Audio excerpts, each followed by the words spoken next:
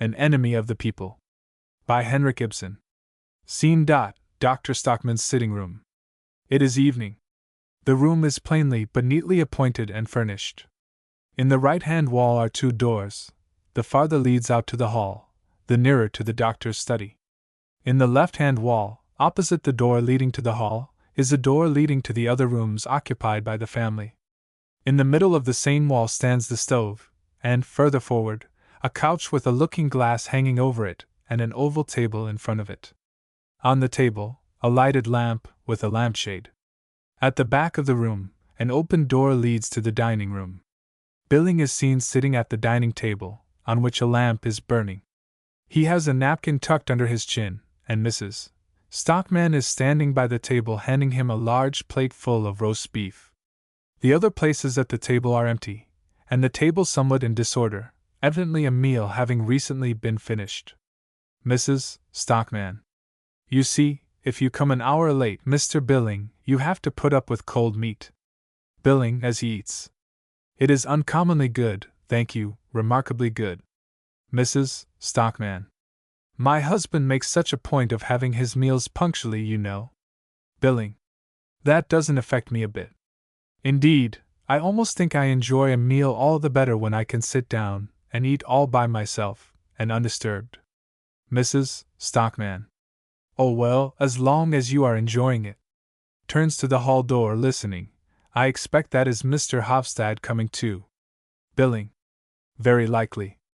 Peter Stockman comes in. He wears an overcoat and his official hat, and carries a stick. Peter Stockman.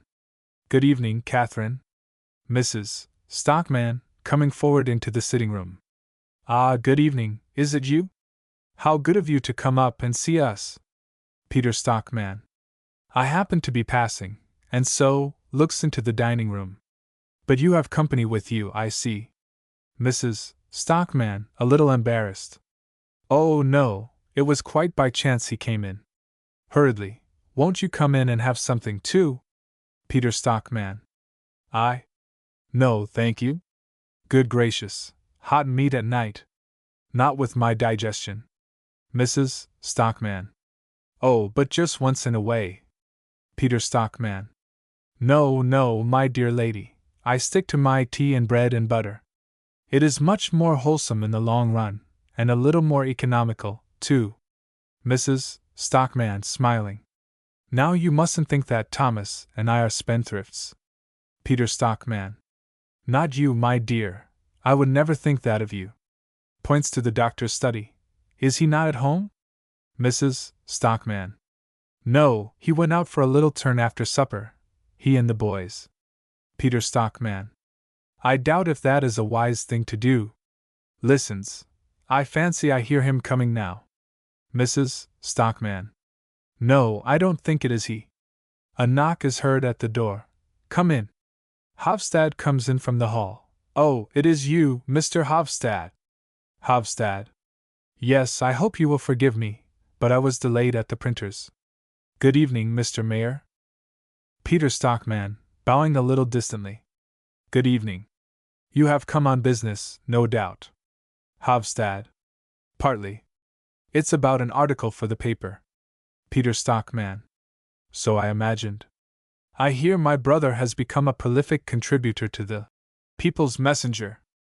Hofstad. Yes, he is good enough to write in the People's Messenger when he has any home truths to tell. Mrs. Stockman to Hofstad. But won't you? Points to the dining room. Peter Stockman. Quite so, quite so. I don't blame him in the least, as a writer, for addressing himself to the quarters where he will find the readiest sympathy. And besides that, I personally have no reason to bear any ill will to your paper, Mr. Hofstad. Hofstad. I quite agree with you. Peter Stockman. Taking one thing with another, there is an excellent spirit of toleration in the town, an admirable municipal spirit. And it all springs from the fact of our having a great common interest to unite us, an interest that is in an equally high degree the concern of every right-minded citizen. Hofstad. The baths, yes? Peter Stockman. Exactly, our fine, new, handsome baths. Mark my words, Mr. Hofstad, The baths will become the focus of our municipal life. Not a doubt of it, Mrs. Stockman. That is just what Thomas says. Peter Stockman. Think how extraordinarily the place has developed within the last year or two. Money has been flowing in, and there is some life and some business doing in the town. Houses and landed property are rising in value every day. Hofstad. And unemployment is diminishing. Peter Stockman. Yes, that is another thing. The burden on the poor rates has been lightened, to the great relief of the propertied classes, and that relief will be even greater if only we get a really good summer this year, and lots of visitors, plenty of invalids, who will make the baths talked about. Hofstad. And there is a good prospect of that, I hear. Peter Stockman. It looks very promising. Inquiries about apartments and that sort of thing are reaching us every day. Hofstad. Well, the doctor's article will come in very suitably.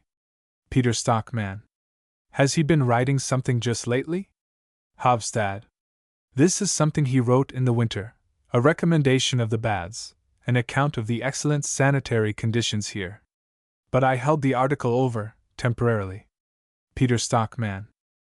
Some little difficulty about it, I suppose? Hofstad. No, not at all. I thought it would be better to wait until the spring, because it is just at this time that people begin to think seriously about their summer quarters. Peter Stockman. Quite right. You are perfectly right, Mr. Hofstad. Hofstad. Yes, Thomas is really indefatigable when it is a question of the baths. Peter Stockman. Well, remember, he is the medical officer to the baths. Hofstad.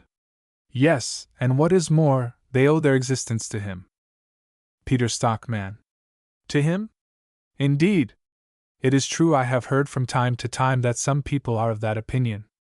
At the same time, I must say I imagine that I took a modest part in the enterprise. Mrs. Stockman. Yes, that is what Thomas is always saying. Hofstad.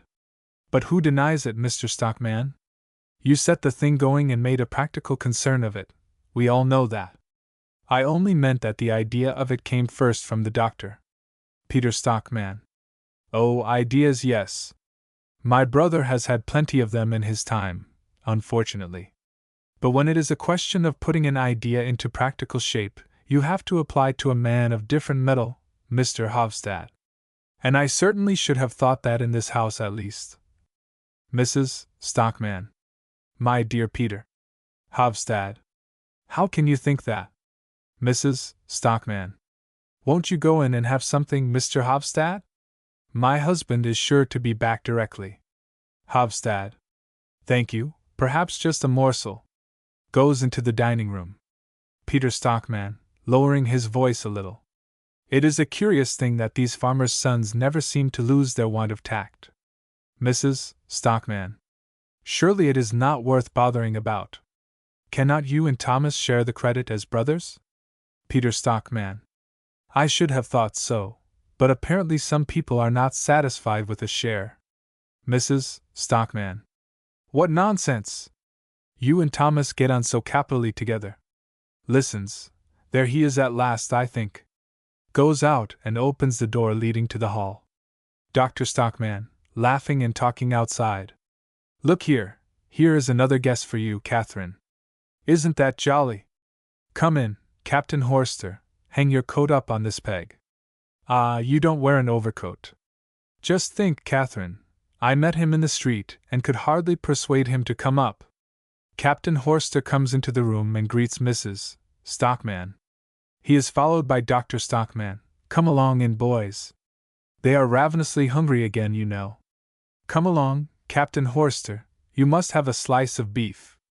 Pushes Horster into the dining room. Egelif and Morton go in after them. Mrs. Stockman. But Thomas, don't you see? Dr. Stockman, turning in the doorway. Oh, is it you, Peter?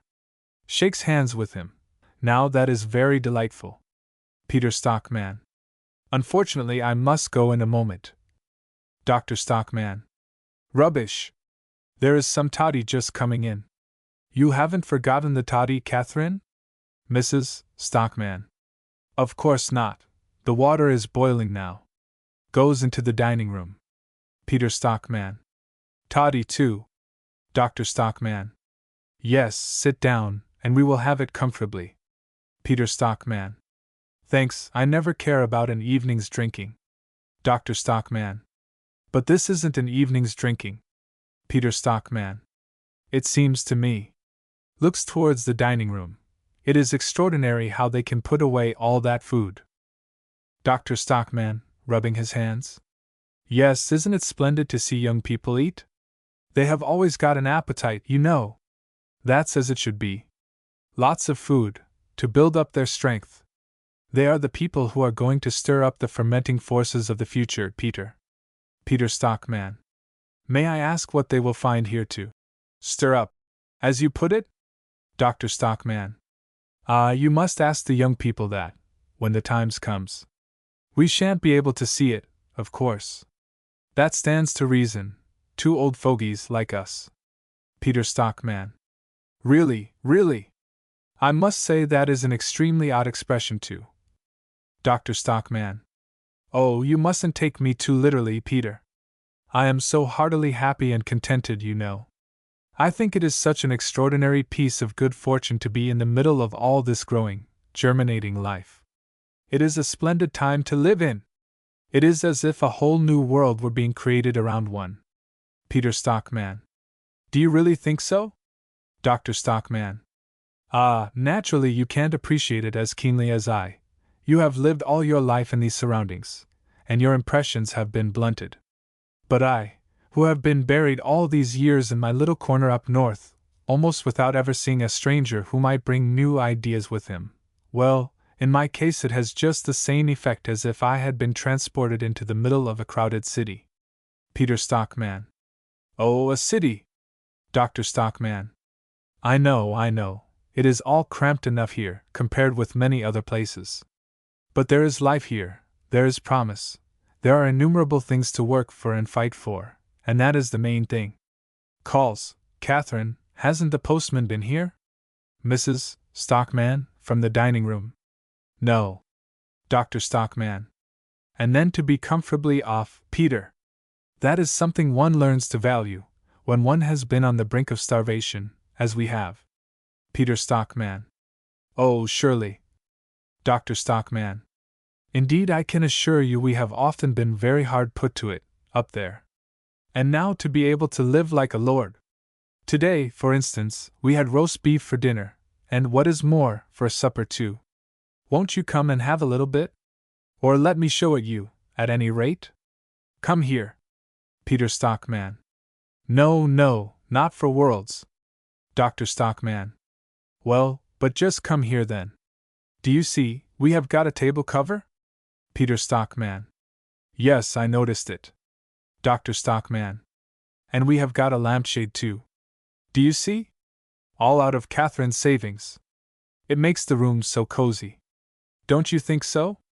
Just stand here for a moment. No, not there. Just here, that's it. Look now, when you get the light on it altogether. I really think it looks very nice, doesn't it? Peter Stockman. Oh, if you can afford luxuries of this kind. Dr. Stockman. Yes, I can afford it now. Catherine tells me I earn almost as much as we spend. Peter Stockman. Almost, yes. Dr. Stockman. But a scientific man must live in a little bit of style. I am quite sure an ordinary civil servant spends more in a year than I do. Peter Stockman. I dare say. A civil servant, a man in a well-paid position. Dr. Stockman. Well, any ordinary merchant, then. A man in that position spends 2 or 3 times as much as. Peter Stockman. It just depends on circumstances. Dr. Stockman. At all events, I assure you I don't waste money unprofitably. But I can't find it in my heart to deny myself the pleasure of entertaining my friends. I need that sort of thing, you know. I have lived for so long shut out of it all, that it is a necessity of life to me to mix with young, eager, ambitious men of liberal and active minds, and that describes every one of those fellows who are enjoying their supper in there. I wish you knew more of Hofstad. Peter Stockman. By the way, Hofstad was telling me he was going to print another article of yours. Dr. Stockman. An article of mine? Peter Stockman. Yes, about the baths. An article you wrote in the winter. Dr. Stockman. Oh, that one. No, I don't intend that to appear just for the present. Peter Stockman. Why not? It seems to me that this would be the most opportune moment. Dr. Stockman. Yes, very likely, under normal conditions. Crosses the room. Peter Stockman, following him with his eyes. Is there anything abnormal about the present conditions? Dr. Stockman, standing still.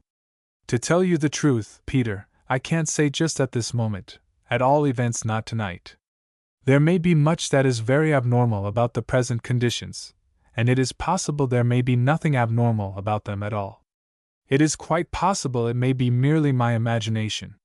Peter Stockman. I must say it all sounds most mysterious. Is there something going on that I am to be kept in ignorance of? I should have imagined that I, as chairman of the governing body of the baths. Dr. Stockman. And I should have imagined that I.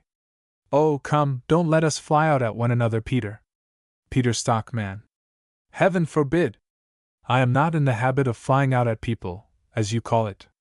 But I am entitled to request most emphatically that all arrangements shall be made in a businesslike manner, through the proper channels, and shall be dealt with by the legally constituted authorities. I can allow no going behind our backs by any roundabout means. Dr. Stockman. Have I ever at any time tried to go behind your backs? Peter Stockman. You have an ingrained tendency to take your own way, at all events, and that is almost equally inadmissible in a well-ordered community.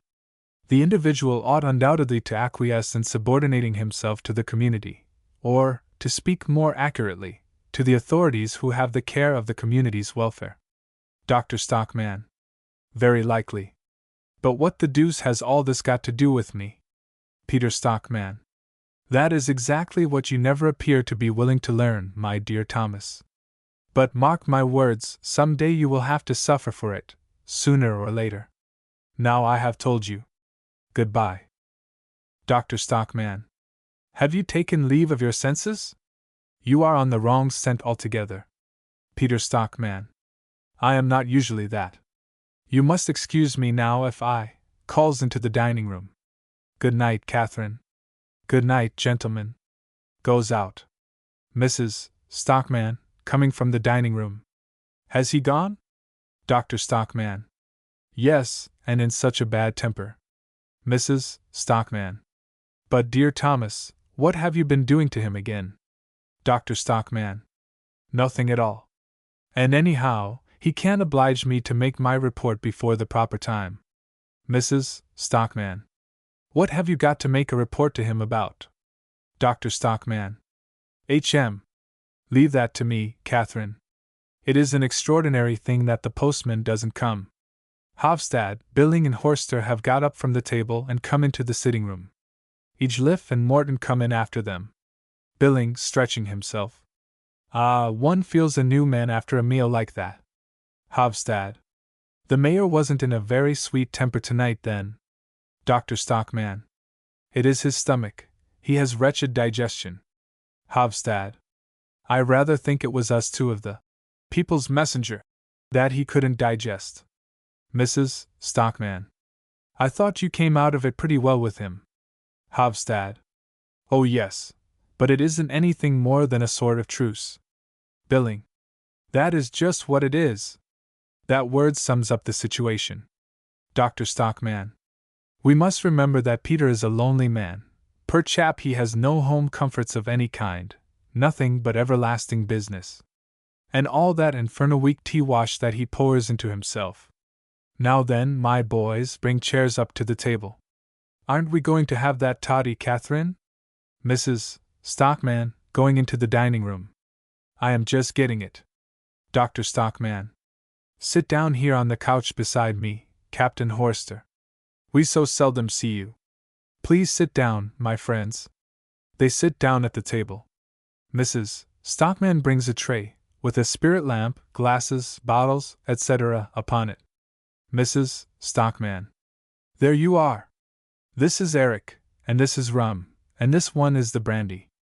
Now everyone must help themselves. Dr. Stockman, taking a glass? We will. They all mix themselves some toddy, and let us have the cigars. Edgeliffe, you know where the box is. And you, Morton, can fetch my pipe. The two boys go into the room on the right. I have a suspicion that Edgeliffe pockets a cigar now and then, but I take no notice of it. Calls out, and my smoking cap too, Morton. Catherine, you can tell him where I left it. Ah, he has got it. The boys bring the various things. Now, my friends.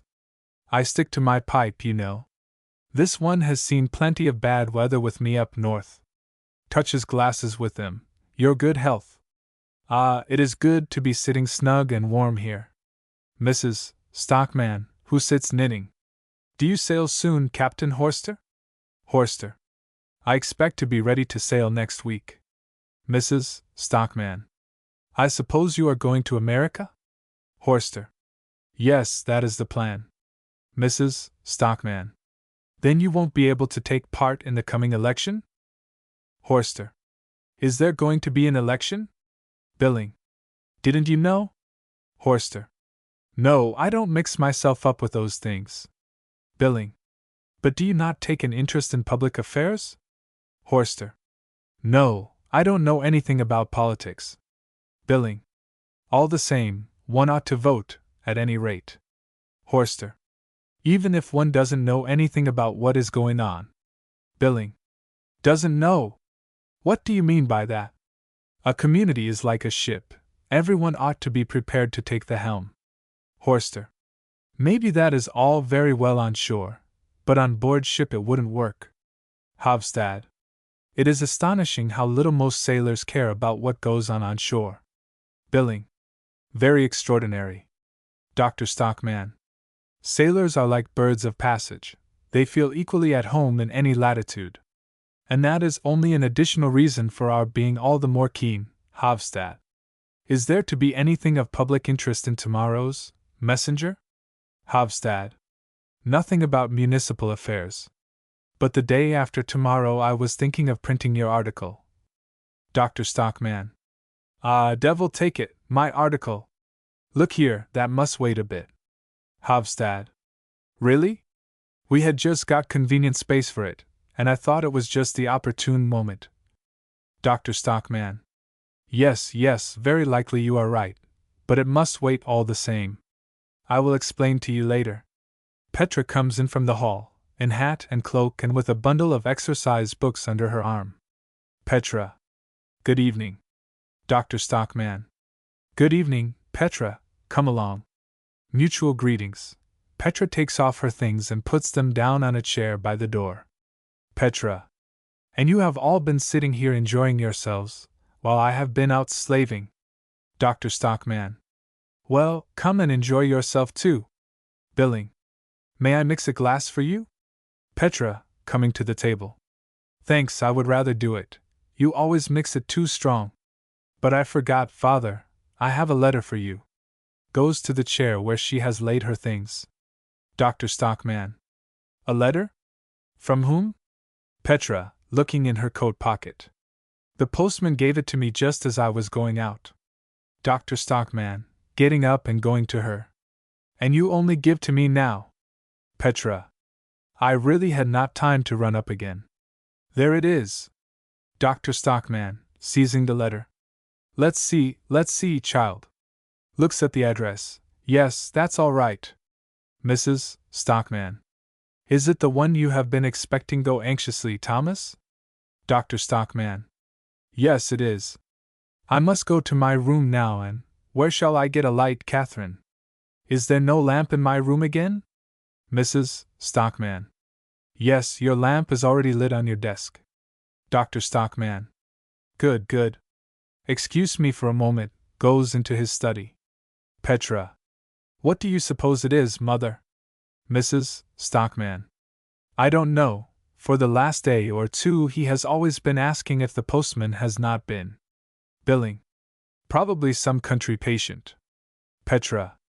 Poor old dad. He will overwork himself soon. Mixes a glass for herself, There, that will taste good. Hofstad.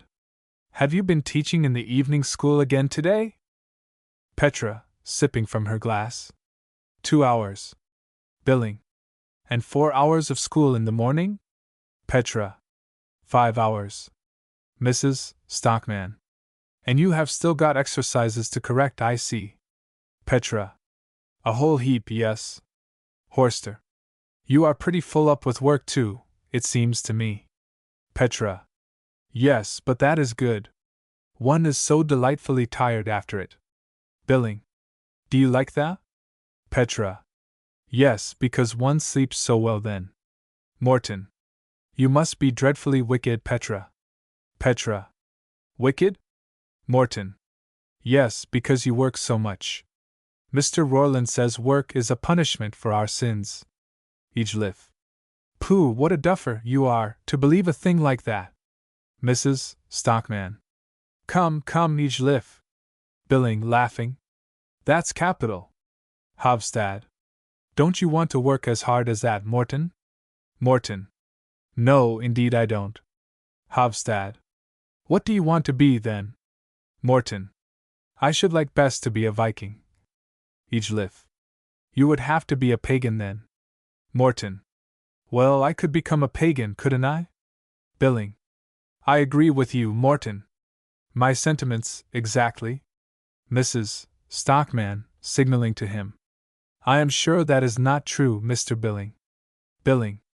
Yes, I swear it is. I am a pagan, and I am proud of it. Believe me, before long we shall all be pagans. Morton. And then shall be allowed to do anything we like? Billing. Well, you'll see, Morton. Mrs. Stockman. You must go to your room now, boys. I am sure you have some lessons to learn for tomorrow. Egelif. I should like so much to stay a little longer. Mrs. Stockman. No, no, away you go, both of you. The boys say good night and go into the room on the left. Hofstad.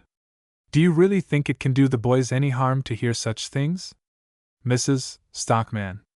I don't know, but I don't like it. Petra. But you know, Mother, I think you really are wrong about it. Mrs. Stockman. Maybe, but I don't like it, not in our own home. Petra. There is so much falsehood both at home and at school. At home one must not speak, and at school we have to stand and tell lies to the children. Horster. Tell lies? Petra. Yes, don't you suppose we have to teach them all sorts of things that we don't believe? Billing. That is perfectly true. Petra. If only I had the means, I would start a school of my own, and it would be conducted on very different lines. Billing. Oh, bother the means! Horster. Well, if you are thinking of that, Miss Stockman, I shall be delighted to provide you with a schoolroom. The great big old house my father left me is standing almost empty. There is an immense dining room downstairs. Petra, laughing. Thank you very much, but I am afraid nothing will come of it. Hofstad. No, Miss Petra is much more likely to take to journalism, I expect. By the way, have you had time to do anything with that English story you promised to translate for us? Petra. No, not yet, but you shall have it in good time.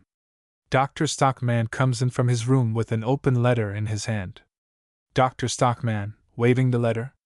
Well, now the town will have something new to talk about, I can tell you. Billing. Something new? Mrs. Stockman. What is this? Dr. Stockman. A great discovery, Catherine. Hofstad. Really? Mrs. Stockman. A discovery of yours? Dr. Stockman. A discovery of mine. Walks up and down, just let them come saying, as usual, that it is all fancy and a crazy man's imagination. But they will be careful what they say this time, I can tell you. Petra. But father, tell us what it is. Dr. Stockman. Yes, yes, only give me time, and you shall know all about it. If only I had Peter here now. It just shows how we men can go about forming our judgments, when in reality we are as blind as any moles. Hofstad. What are you driving at, Doctor? Dr. Stockman, standing still by the table. Isn't it the universal opinion that our town is a healthy spot? Havstad. Certainly. Dr. Stockman. Quite an unusually healthy spot, in fact, a place that deserves to be recommended in the warmest possible manner either for invalids or for people who are well. Mrs. Stockman. Yes, but my dear Thomas. Dr. Stockman. And we have been recommending it and praising it. I have written and written, both in the Messenger and in pamphlets. Havstad. Well, what then? Dr. Stockman. And the baths, we have called them the main artery of the town's lifeblood, the nerve center of our town, and the devil knows what else. Billing. The town's pulsating heart, was the expression I once used on an important occasion. Dr. Stockman. Quite so. Well, do you know what they really are, these great, splendid, much praised baths, that have cost so much money? Do you know what they are? Havstad. No, what are they? Mrs. Stockman. Yes, what are they? Dr. Stockman. The whole place is a pest house. Petra. The baths, father? Mrs. Stockman, at the same time, our baths? Havstad. But, Doctor. Billing. Absolutely incredible. Dr. Stockman. The whole bath establishment is a whited, poisoned sepulchre, I tell you, the gravest possible danger to the public health. All the nastiness up at Melidal, all that stinking filth, is infecting the water in the conduit pipes leading to the reservoir, and the same cursed, filthy poison oozes out on the shore too. Horster. Where the bathing place is? Dr. Stockman. Just there. Havstad. How do you come to be so certain of all this, Doctor? Dr. Stockman. I have investigated the matter most conscientiously. For a long time past I have suspected something of the kind. Last year we had some very strange cases of illness among the visitors, typhoid cases, and cases of gastric fever. Mrs. Stockman. Yes, that is quite true. Dr. Stockman. At the time, we supposed the visitors had been infected before they came, but later on, in the winter, I began to have a different opinion, and so I set myself to examine the water, as well as I could. Mrs. Stockman. Then that is what you have been so busy with. Dr. Stockman. Indeed I have been busy, Catherine. But here I had none of the necessary scientific apparatus, so I sent samples, both of the drinking water and of the sea water, up to the university, to have an accurate analysis made by a chemist. Havstad. And have you got that? Dr. Stockman, showing him the letter. Here it is. It proves the presence of decomposing organic matter in the water. It is full of infusoria. The water is absolutely dangerous to use, either internally or externally. Mrs. Stockman. What a mercy you discovered it in time. Dr. Stockman. You may well say so. Havstad. And what do you propose to do now, Doctor? Dr. Stockman. To see the matter put right, naturally. Havstad. Can that be done? Dr. Stockman. It must be done. Otherwise the baths will be absolutely useless and wasted. But we need not anticipate that. I have a very clear idea what we shall have to do. Mrs. Stockman. But why have you kept this all so secret, dear? Dr. Stockman. Do you suppose I was going to run about the town gossiping about it, before I had absolute proof? No, thank you. I am not such a fool. Petra. Still, you might have told us. Dr. Stockman. Not a living soul. But tomorrow you may run around to the old badger. Mrs. Stockman. Oh, Thomas! Thomas! Dr. Stockman. Well, to your grandfather then. The old boy will have something to be astonished at. I know he thinks I am cracked, and there are lots of other people who think so too, I have noticed. But now these good folks shall see, they shall just see. Walks about, rubbing his hands. There will be a nice upset in the town, Catherine. You can't imagine what it will be. All the conduit pipes will have to be relayed. Havstad, getting up. All the conduit pipes? Dr. Stockman. Yes, of course. The intake is too low down. It will have to be lifted to a position much higher up. Petra. Then you were right after all. Dr. Stockman. Ah, you remember, Petra. I wrote opposing the plans before the work was begun. But at that time no one would listen to me. Well, I am going to let them have it now. Of course, I have prepared a report for the Baths Committee. I have had it ready for a week, and was only waiting for this to come. Shows the letter. Now it shall go off at once. Goes into his room and comes back with some papers. Look at that. 4 closely written sheets, and the letter shall go with them. Give me a bit of paper, Catherine, something to wrap them up in. That will do. Now give it to stamps his foot. What the deuce is her name? Give it to the maid, and tell her to take it at once to the mayor. Mrs. Stockman takes the packet and goes out through the dining room. Petra. What do you think Uncle Peter will say, Father? Dr. Stockman. What is there for him to say? I should think he would be very glad that such an important truth has been brought to light. Hofstad. Will you let me print a short note about your discovery in the Messenger? Dr. Stockman. I shall be very much obliged if you will. Hofstad.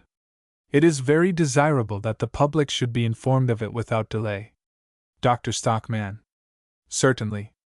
Mrs. Stockman coming back. She has just gone with it. Billing. Upon my soul, Doctor, you are going to be the foremost man in the town. Dr. Stockman, walking about happily. Nonsense. As a matter of fact, I have done nothing more than my duty. I have only made a lucky find, that's all. Still, all the same. Billing. Hofstad, don't you think the town ought to give Dr. Stockman some sort of testimonial? Hofstad. I will suggest it anyway. Billing. And I will speak to a Slackson about it. Dr. Stockman. No, my good friends, don't let us have any of that nonsense. I won't hear anything of the kind. And if the Baths Committee should think of voting me an increase of salary, I will not accept it. Do you hear, Catherine? I won't accept it. Mrs. Stockman. You are quite right, Thomas. Petra, lifting her glass. Your health, Father. Hofstad and Billing. Your health, Doctor. Good health. Horster touches glasses with Dr. Stockman. I hope it will bring you nothing but good luck. Dr. Stockman. Thank you, my dear fellows. I feel tremendously happy. It is a splendid thing for a man to be able to feel that he has done a service to his native town and to his fellow citizens. Hurrah, Catherine! He puts his arms round her and whirls her round and round, while she protests with laughing cries. They all laugh, clap their hands, and cheer the doctor. The boys put their heads in at the door to see what is going on. Act 2. Scene. The same. The door into the dining room is shut. It is morning. Mrs. Stockman, with a sealed letter in her hand, comes in from the dining room, goes to the door of the doctor's study, and peeps in. Mrs. Stockman. Are you in, Thomas? Dr. Stockman, from within his room. Yes, I have just come in. Comes into the room. What is it? Mrs. Stockman. A letter from your brother. Dr. Stockman. Aha, let us see. Opens the letter and reads. I return here with the manuscript you sent me. Reads on in a low murmur. Mrs. Stockman. What does he say? Dr. Stockman, putting the papers in his pocket. Oh, he only writes that he will come up here himself about midday. Mrs. Stockman. Well, try and remember to be at home this time. Dr. Stockman. That will be all right. I have got through all my morning visits. Mrs. Stockman.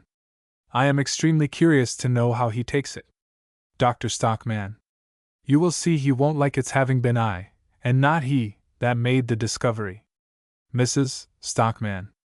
Aren't you a little nervous about that? Dr. Stockman. Oh, he really will be pleased enough, you know. But, at the same time, Peter is so confoundedly afraid of anyone's doing any service to the town except himself. Mrs. Stockman. I will tell you what, Thomas, you should be good-natured, and share the credit of this with him. Couldn't you make out that it was he who set you on the scent of this discovery? Dr. Stockman. I am quite willing. If only I can get the thing set right.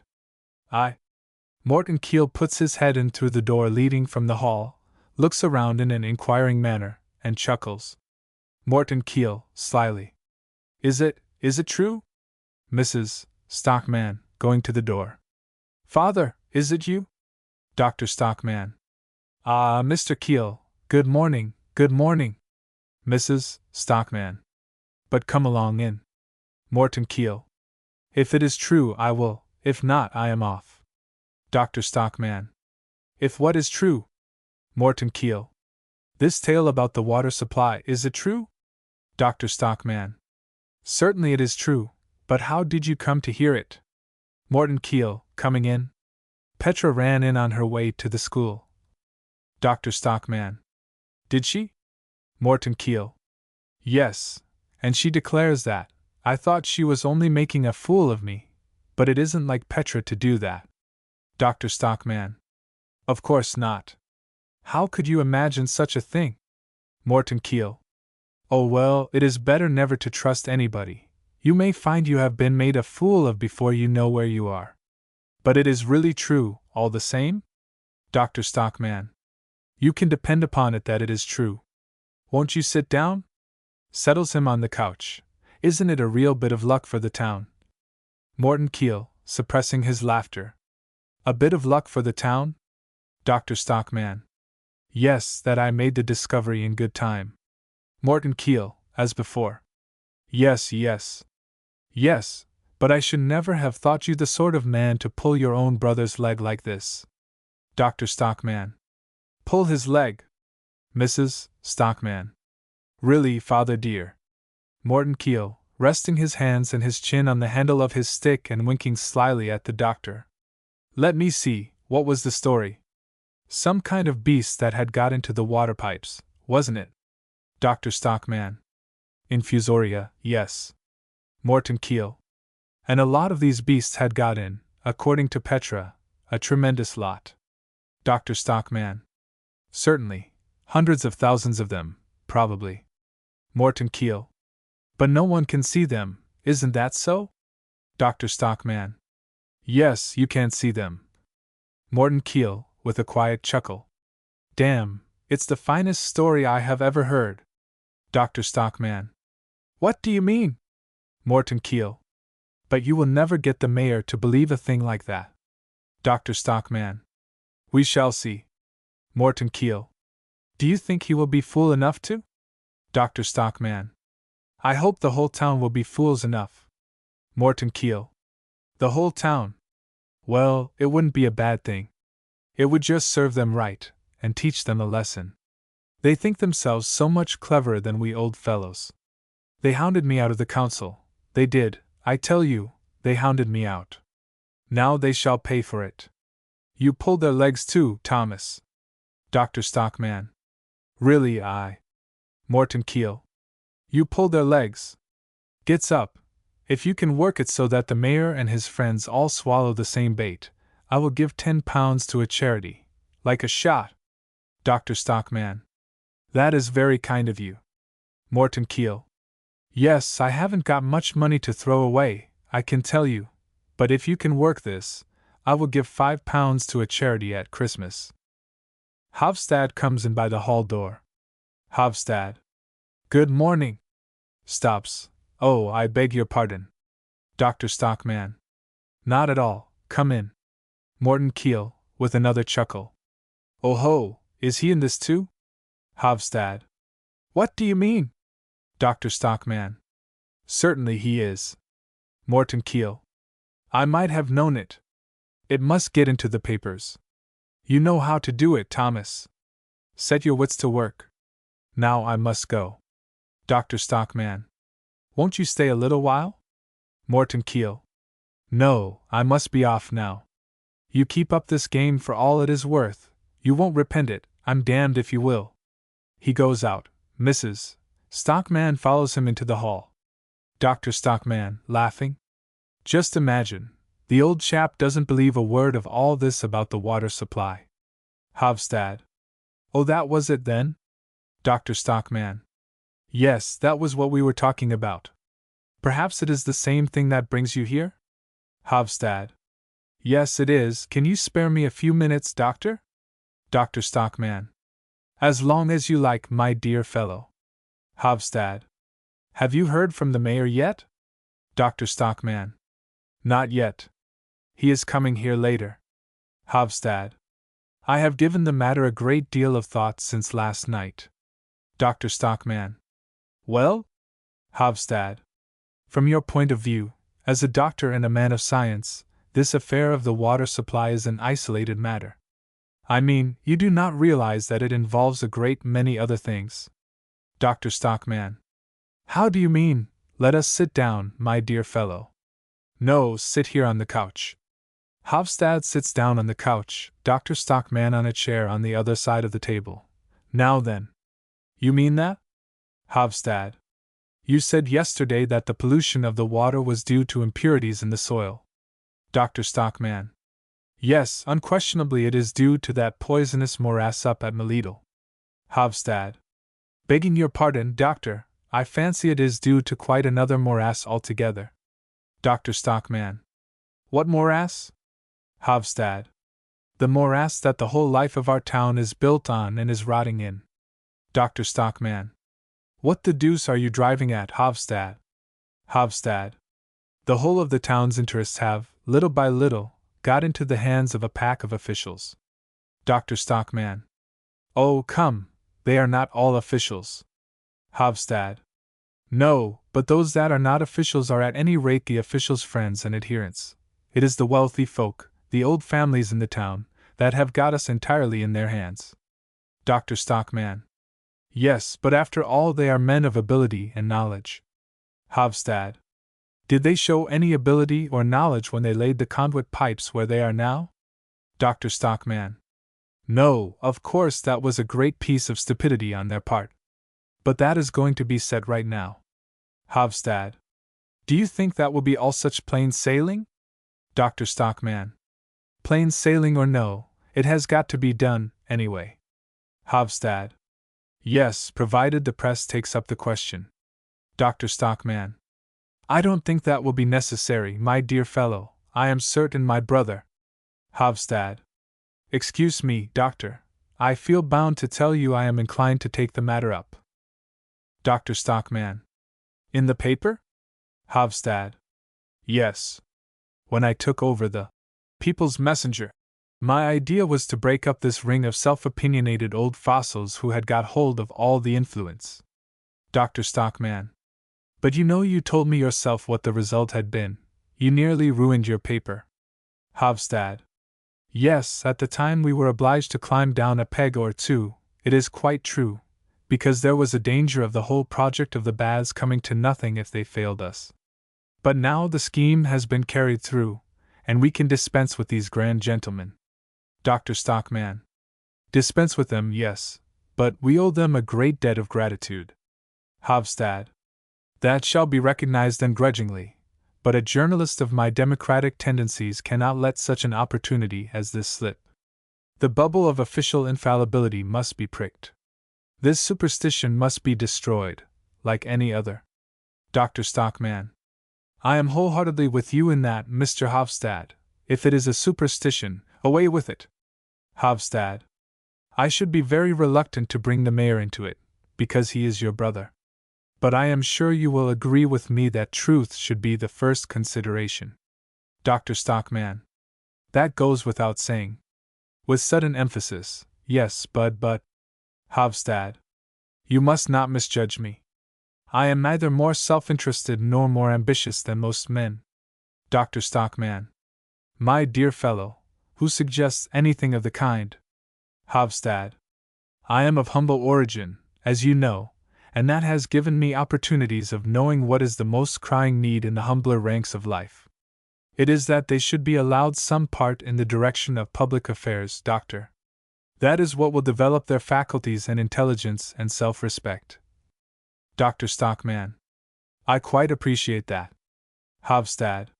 Yes, and in my opinion a journalist incurs a heavy responsibility if he neglects a favorable opportunity of emancipating the masses, the humble and oppressed. I know well enough that in exalted circles I shall be called an agitator, and all that sort of thing, but they may call what they like. If only my conscience doesn't reproach me then. Dr. Stockman. Quite right. Quite right, Mr. Hofstad. But all the same, devil take it! A knock is heard at the door. Come in. A Slackson appears at the door. He is poorly but decently dressed, in black, with a slightly crumpled white neckcloth.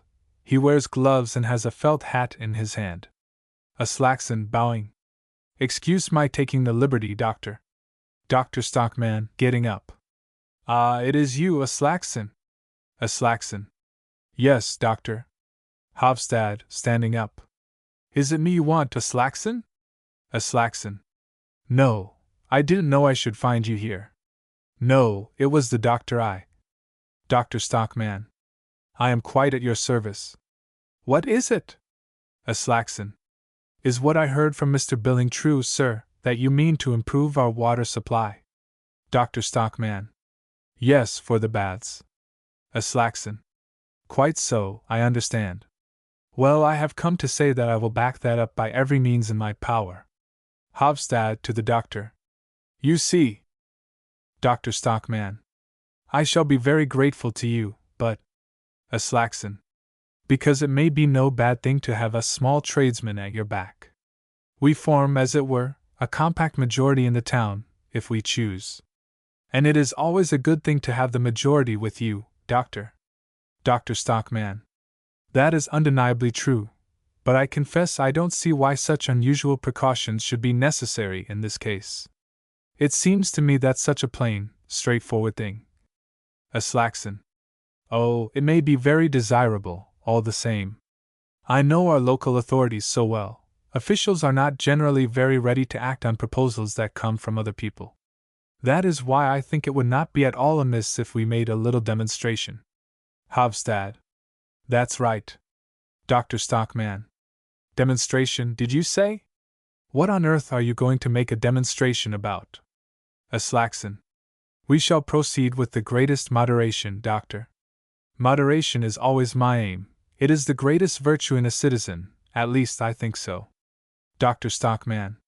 It is well known to be a characteristic of yours, Mr. A Slackson. A Slackson. Yes, I think I may pride myself on that. And this matter of the water supply is of the greatest importance to us small tradesmen. The baths promise to be a regular gold mine for the town. We shall all make our living out of them, especially those of us who are householders. That is why we will back up the project as strongly as possible. And as I am at present chairman of the Householders' Association. Dr. Stockman. Yes? A Slackson. And what is more, local secretary of the Temperance Society. You know, sir, I suppose, that I am a worker in the temperance cause. Dr. Stockman. Of course, of course. A Slackson. Well, you can understand that I come into contact with a great many people. And as I have the reputation of a temperate and law-abiding citizen, like yourself, Doctor, I have a certain influence in the town, a little bit of power, if I may be allowed to say so. Dr. Stockman. I know that quite well, Mr. A Slackson. A Slackson. So you see it would be an easy matter for me to set on foot some testimonial, if necessary. Dr. Stockman. A testimonial? A Slackson. Yes, some kind of an address of thanks from the townsmen for your share in a matter of such importance to the community. I need scarcely say that it would have to be drawn up with the greatest regard to moderation, so as not to offend the authorities, who, after all, have the reins in their hands. If we pay strict attention to that, no one can take it amiss, I should think. Hofstad. Well, and even supposing they didn't like it. A Slackson. No, no, no, there must be no discourtesy to the authorities, Mr. Hofstad. It is no use falling foul of those upon whom our welfare so closely depends. I have done that in my time, and no good ever comes of it. But no one can take exception to a reasonable and frank expression of a citizen's views. Dr. Stockman, shaking him by the hand. I can't tell you, dear Mr. Slackson, how extremely pleased I am to find such hearty support among my fellow citizens. I am delighted, delighted. Now you will take a small glass of sherry, eh? A Slackson. No, thank you. I never drink alcohol of that kind. Dr. Stockman. Well, what do you say to a glass of beer, then? A Slackson. Nor that either, thank you, doctor. I never drink anything as early as this. I am going into town now to talk this over with one or two householders, and prepare the ground. Dr. Stockman. It is tremendously kind of you, Mr. Slackson, but I really cannot understand the necessity for all these precautions. It seems to me that the thing should go of itself. A Slackson. The authorities are somewhat slow to move, doctor. Far be it from me to seem to blame them. Hofstad. We are going to stir them up in the paper tomorrow, a Slackson. A Slackson.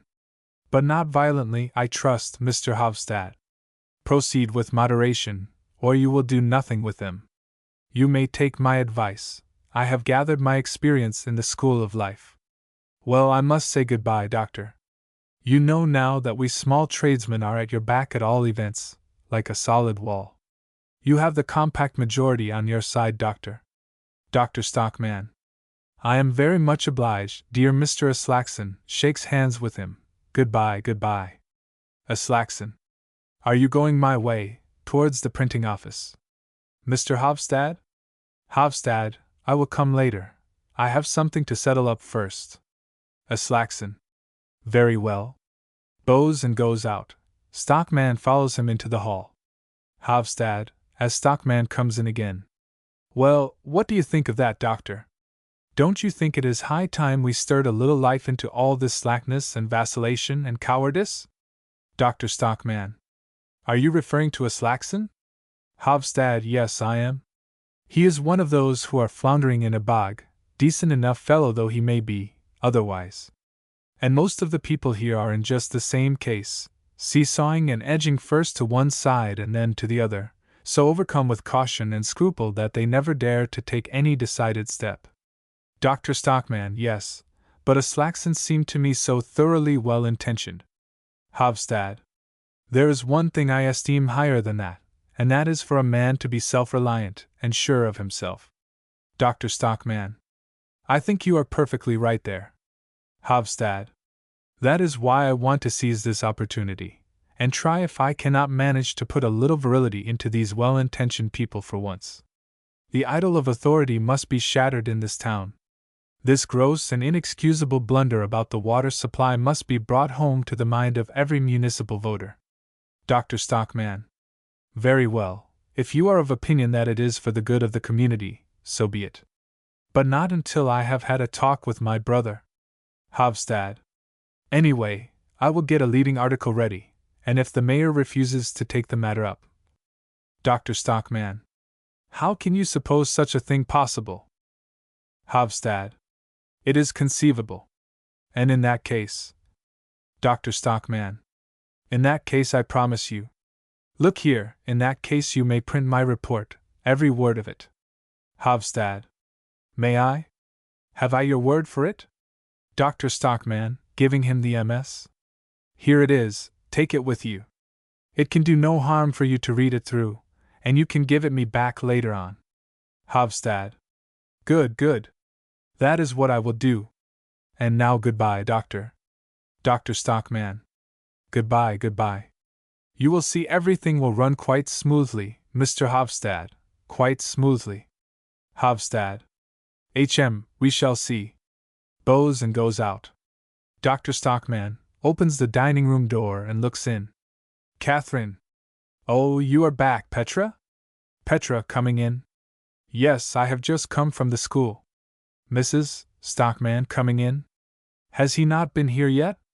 Dr. Stockman. Peter? No, but I have had a long talk with Hofstad. He is quite excited about my discovery. I find it has a much wider bearing than I at first imagined. And he has put his paper at my disposal if necessity should arise. Mrs. Stockman. Do you think it will? Dr. Stockman. Not for a moment. But at all events it makes me feel proud to know that I have the liberal-minded independent press on my side. Yes, and just imagine, I have had a visit from the chairman of the Householders' Association. Mrs. Stockman. Oh. What did he want? Dr. Stockman. To offer me his support too. They will support me in a body if it should be necessary. Catherine, do you know what I have got behind me? Mrs. Stockman. Behind you? No, what have you got behind you? Dr. Stockman. The compact majority. Mrs. Stockman. Really? Is that a good thing for you, Thomas? Dr. Stockman. I should think it was a good thing. Walks up and down rubbing his hands. By Jove, it's a fine thing to feel this bond of brotherhood between oneself and one's fellow citizens. Petra. And to be able to do so much that is good and useful, father. Dr. Stockman. And for one's own native town into the bargain, my child. Mrs. Stockman. That was a ring at the bell. Dr. Stockman. It must be he, then. A knock is heard at the door. Come in. Peter Stockman comes in from the hall. Good morning. Dr. Stockman. Glad to see you, Peter. Mrs. Stockman. Good morning, Peter, how are you? Peter Stockman. So, thank you. To Dr. Stockman. I received from you yesterday, after office hours, a report dealing with the condition of the water at the baths. Dr. Stockman. Yes. Have you read it? Peter Stockman. Yes, I have. Dr. Stockman.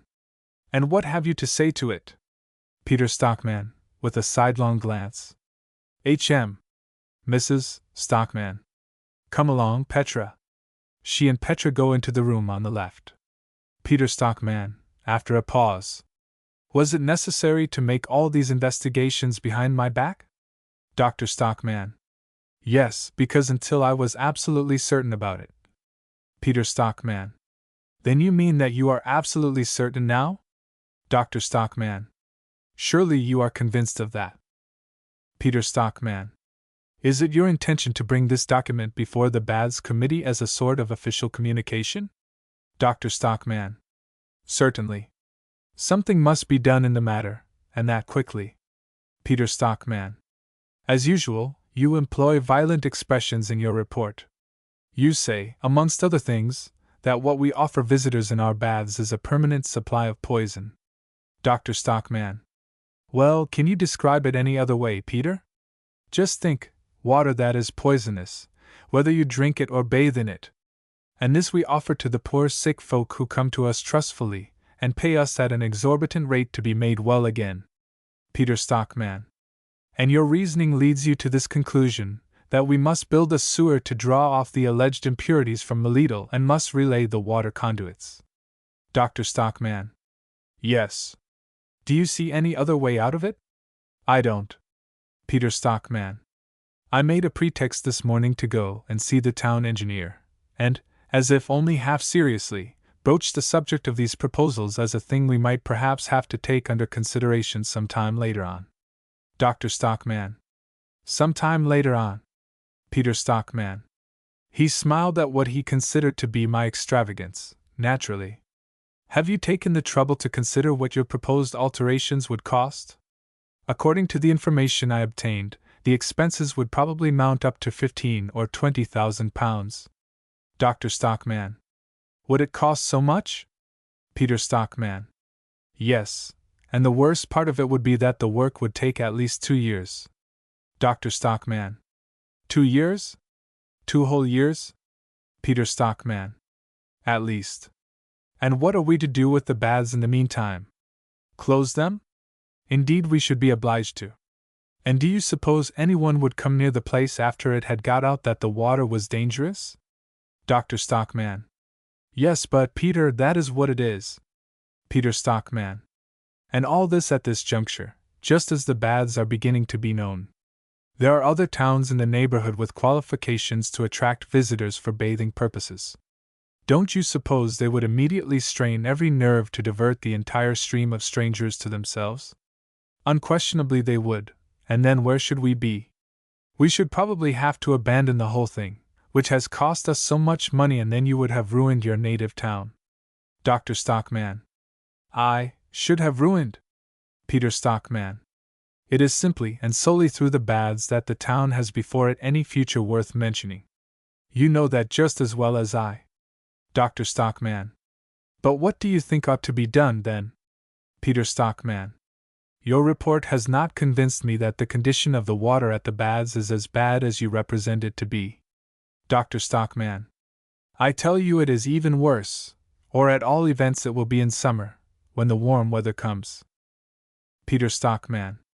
As I said, I believe you exaggerate the matter considerably. A capable physician ought to know what measures to take. He ought to be capable of preventing injurious influences or of remedying them if they become obviously persistent. Dr. Stockman. Well? What more? Peter Stockman. The water supply for the baths is now an established fact, and in consequence must be treated as such.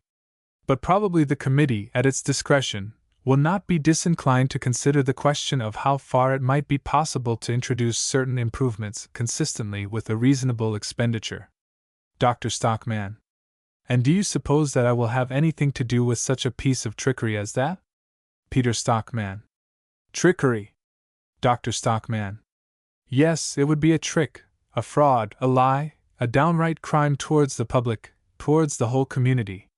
Peter Stockman.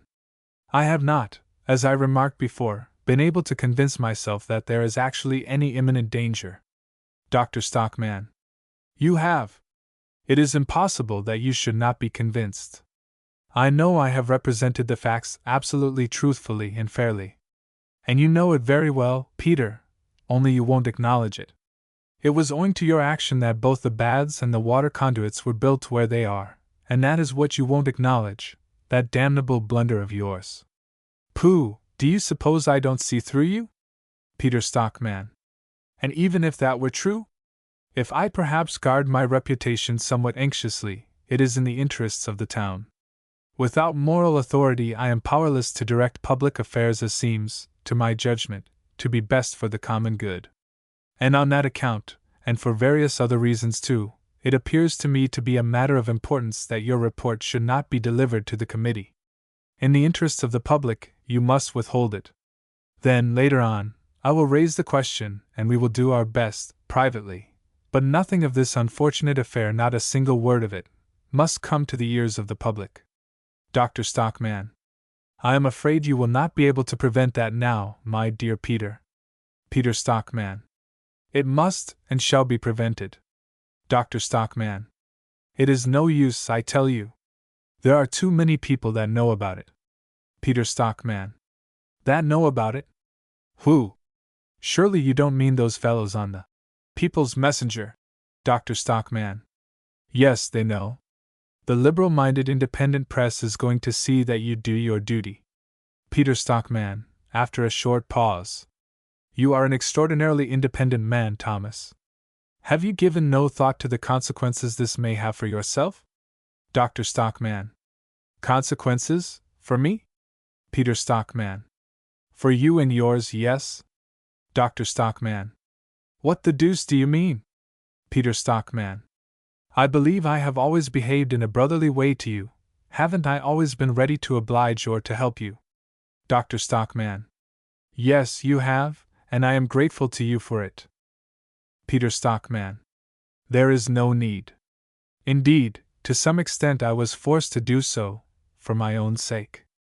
I always hoped that, if I helped to improve your financial position, I should be able to keep some check on you. Dr. Stockman. What? Then it was only for your own sake. Peter Stockman. Up to a certain point, yes. It is painful for a man in an official position to have his nearest relative compromising himself time after time. Dr. Stockman. And do you consider that I do that? Peter Stockman. Yes, unfortunately you do, without even being aware of it. You have a restless, pugnacious, rebellious disposition. And then there is that disastrous propensity of yours to want to write about every sort of possible and impossible thing. The moment an idea comes into your head, you must needs go and write a newspaper article or a whole pamphlet about it. Dr. Stockman. Well, but is it not the duty of a citizen to let the public share in any new ideas he may have?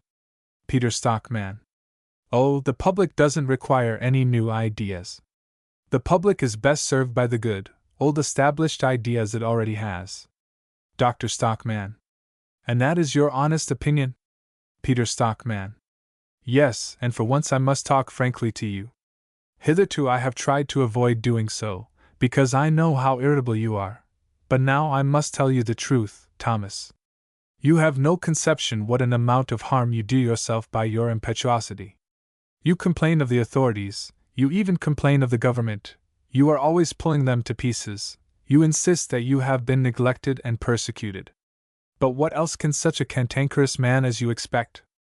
Dr. Stockman. What next? Cantankerous, am I? Peter Stockman.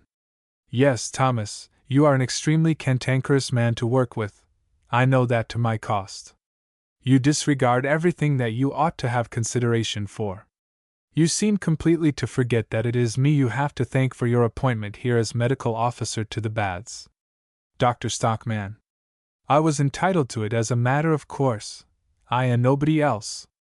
I was the first person to see that the town could be made into a flourishing watering place, and I was the only one who saw it at that time. I had to fight single-handed in support of the idea for many years, and I wrote and wrote. Peter Stockman. Undoubtedly. But things were not ripe for the scheme then, though, of course, you could not judge of that in your out-of-the-way corner up north. But as soon as the opportune moment came, I, and the others, took the matter into our hands. Dr. Stockman. Yes, and made this mess of all my beautiful plan. It is pretty obvious now what clever fellows you were. Peter Stockman. To my mind the whole thing only seems to mean that you are seeking another outlet for your combativeness. You want to pick a quarrel with your superiors, an old habit of yours. You cannot put up with any authority over you. You look askance at anyone who occupies a superior official position. You regard him as a personal enemy, and then any stick is good enough to beat him with. But now I have called your attention to the fact that the town's interests are at stake, and incidentally my own too. And therefore I must tell you, Thomas, that you will find me inexorable with regard to what I am about to require you to do. Dr. Stockman. And what is that? Peter Stockman.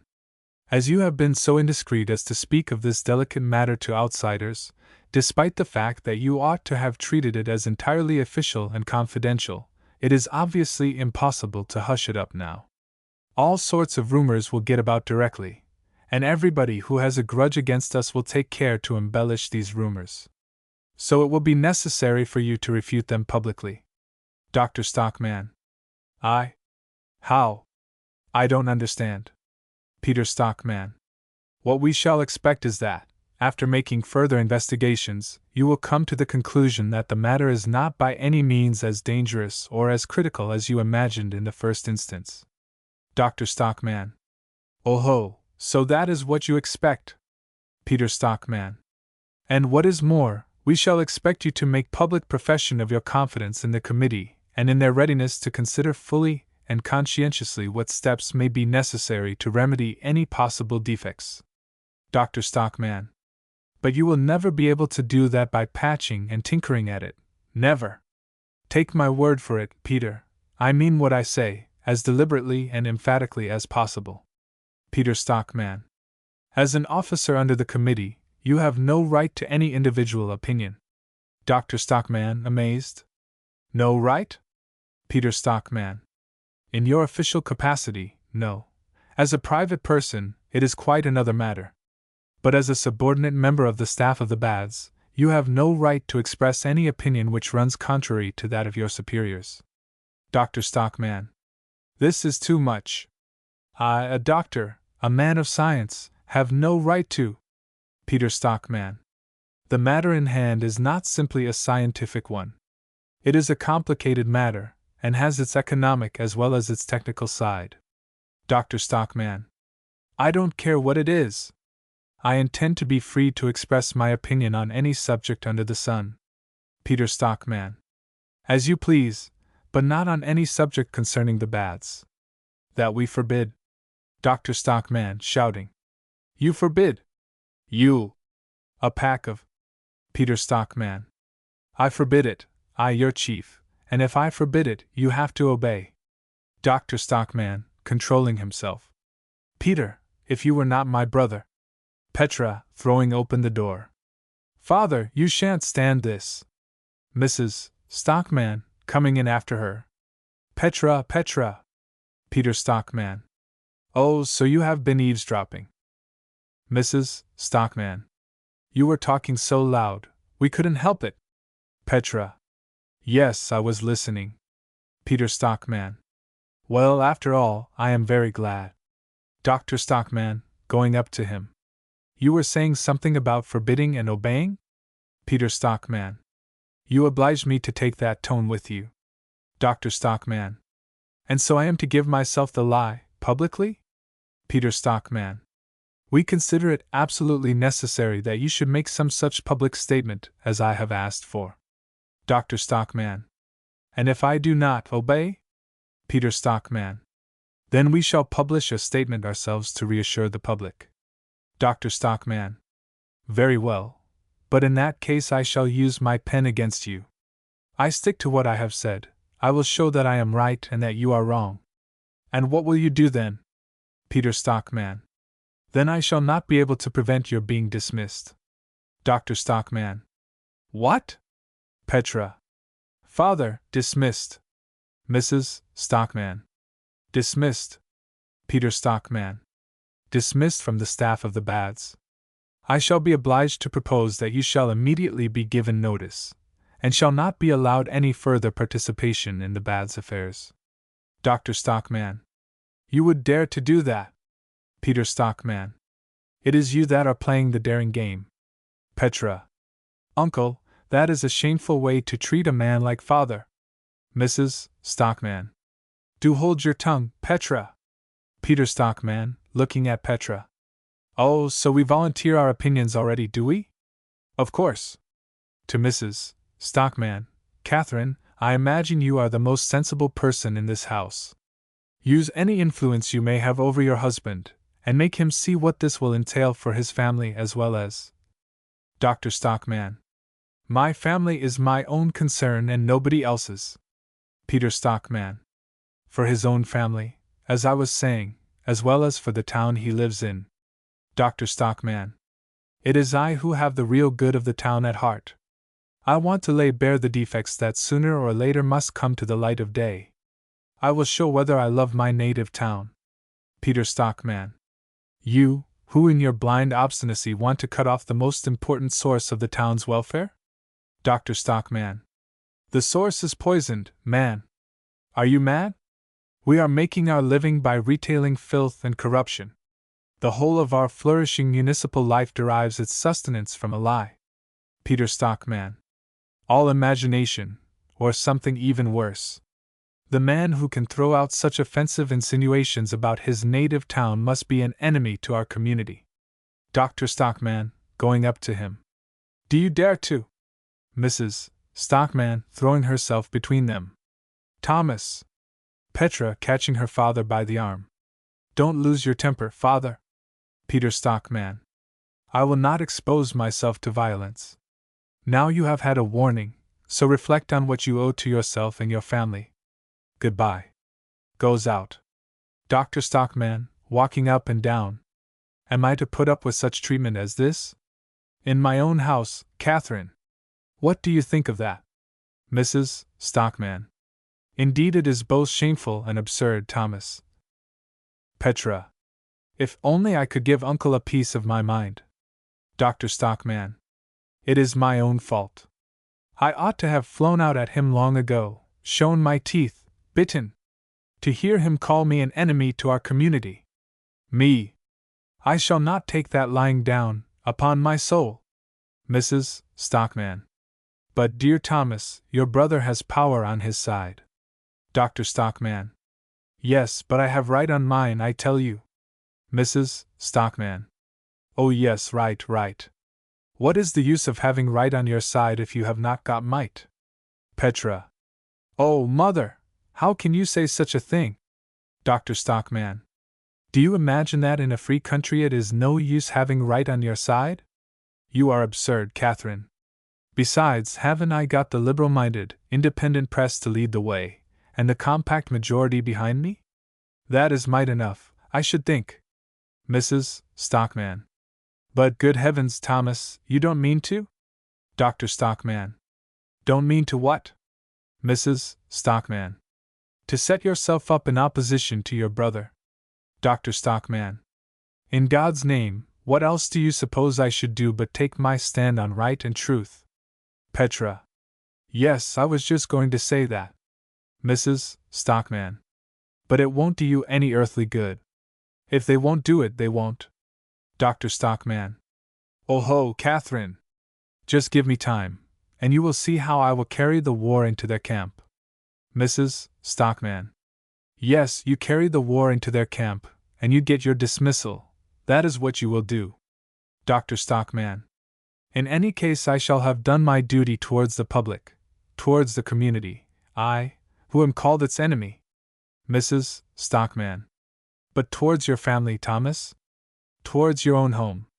Do you think that is doing your duty towards those you have to provide for? Petra. Don't think always first of us, mother.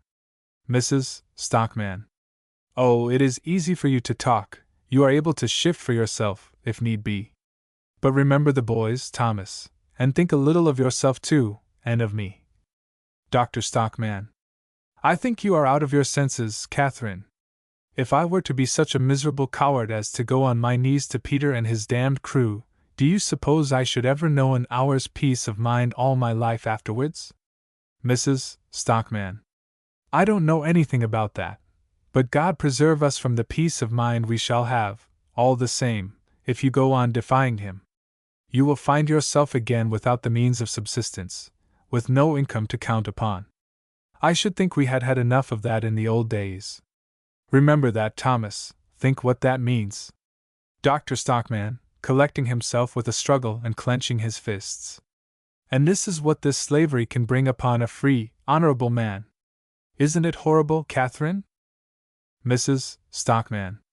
Yes, it is sinful to treat you so, it is perfectly true. But, good heavens, one has to put up with so much injustice in this world. There are the boys, Thomas. Look at them. What is to become of them? Oh, no, no, you can never have the heart. Edgeliffe and Morton have come in, while she was speaking, with their school books in their hands. Dr. Stockman. The boys, recovers himself suddenly. No, even if the whole world goes to pieces, I will never bow my neck to this yokel, goes towards his room. Mrs. Stockman, following him. Thomas, what are you going to do? Dr. Stockman, at his door. I mean to have the right to look my sons in the face when they are grown men. Goes into his room. Mrs. Stockman, bursting into tears. God help us all. Petra. Father is splendid. He will not give in. The boys look on in amazement. Petra signs to them not to speak. Act 3. Scene. The editorial office of the People's Messenger. The entrance door is on the left-hand side of the back wall. On the right-hand side is another door with glass panels through which the printing room can be seen. Another door in the right-hand wall. In the middle of the room is a large table covered with papers, newspapers, and books. In the foreground on the left a window, before which stands a desk and a high stool. There are a couple of easy chairs by the table, and other chairs standing along the wall. The room is dingy and uncomfortable. The furniture is old, the chairs stained and torn. In the printing room the compositors are seen at work, and a printer is working a hand press. Hofstad is sitting at the desk, writing. Billing comes in from the right with Dr. Stockman's manuscript in his hand. Billing. Well, I must say. Hofstad, still writing. Have you read it through? Billing, laying the MS on the desk. Yes, indeed I have. Hofstad. Don't you think the doctor hits them pretty hard? Billing. Hard?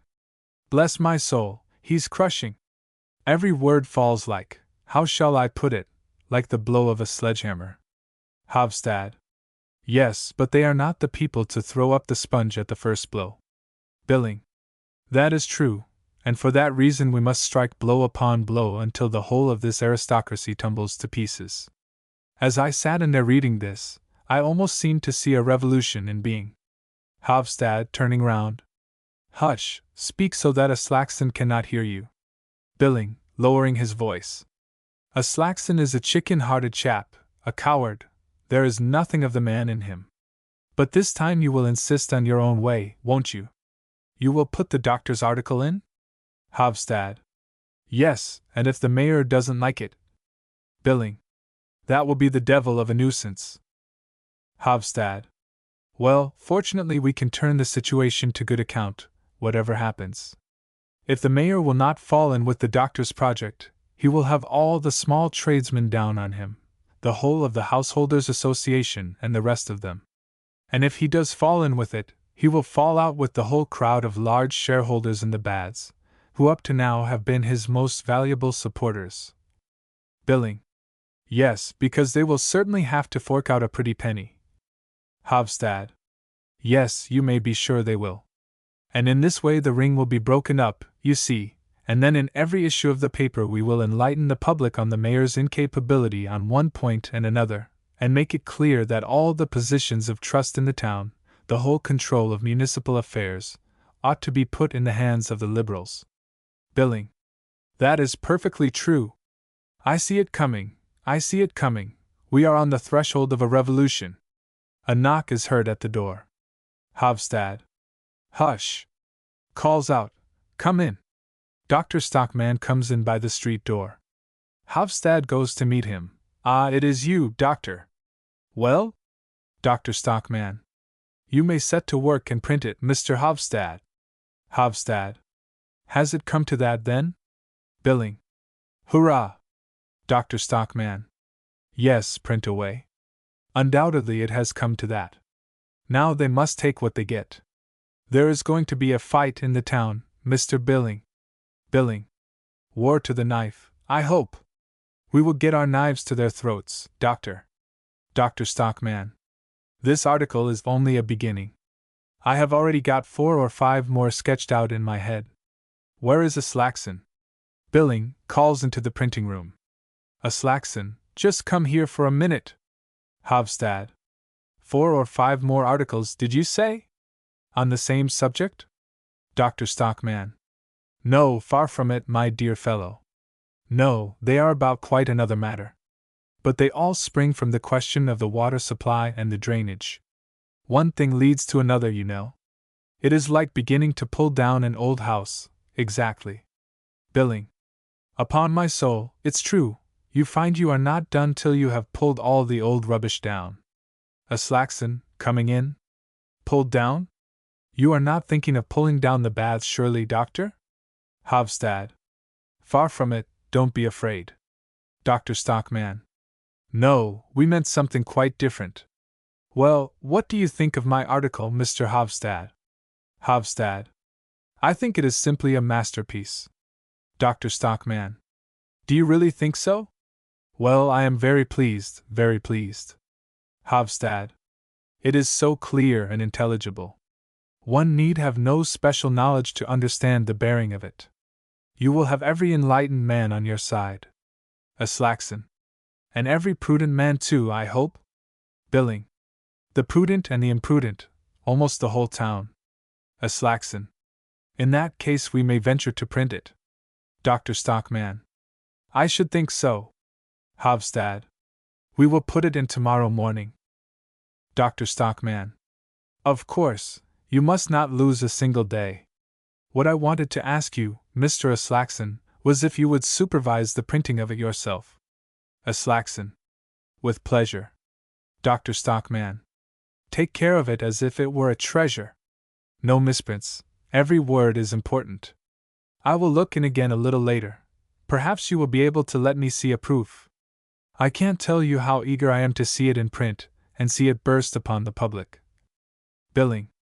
Burst upon them, yes, like a flash of lightning. Dr. Stockman.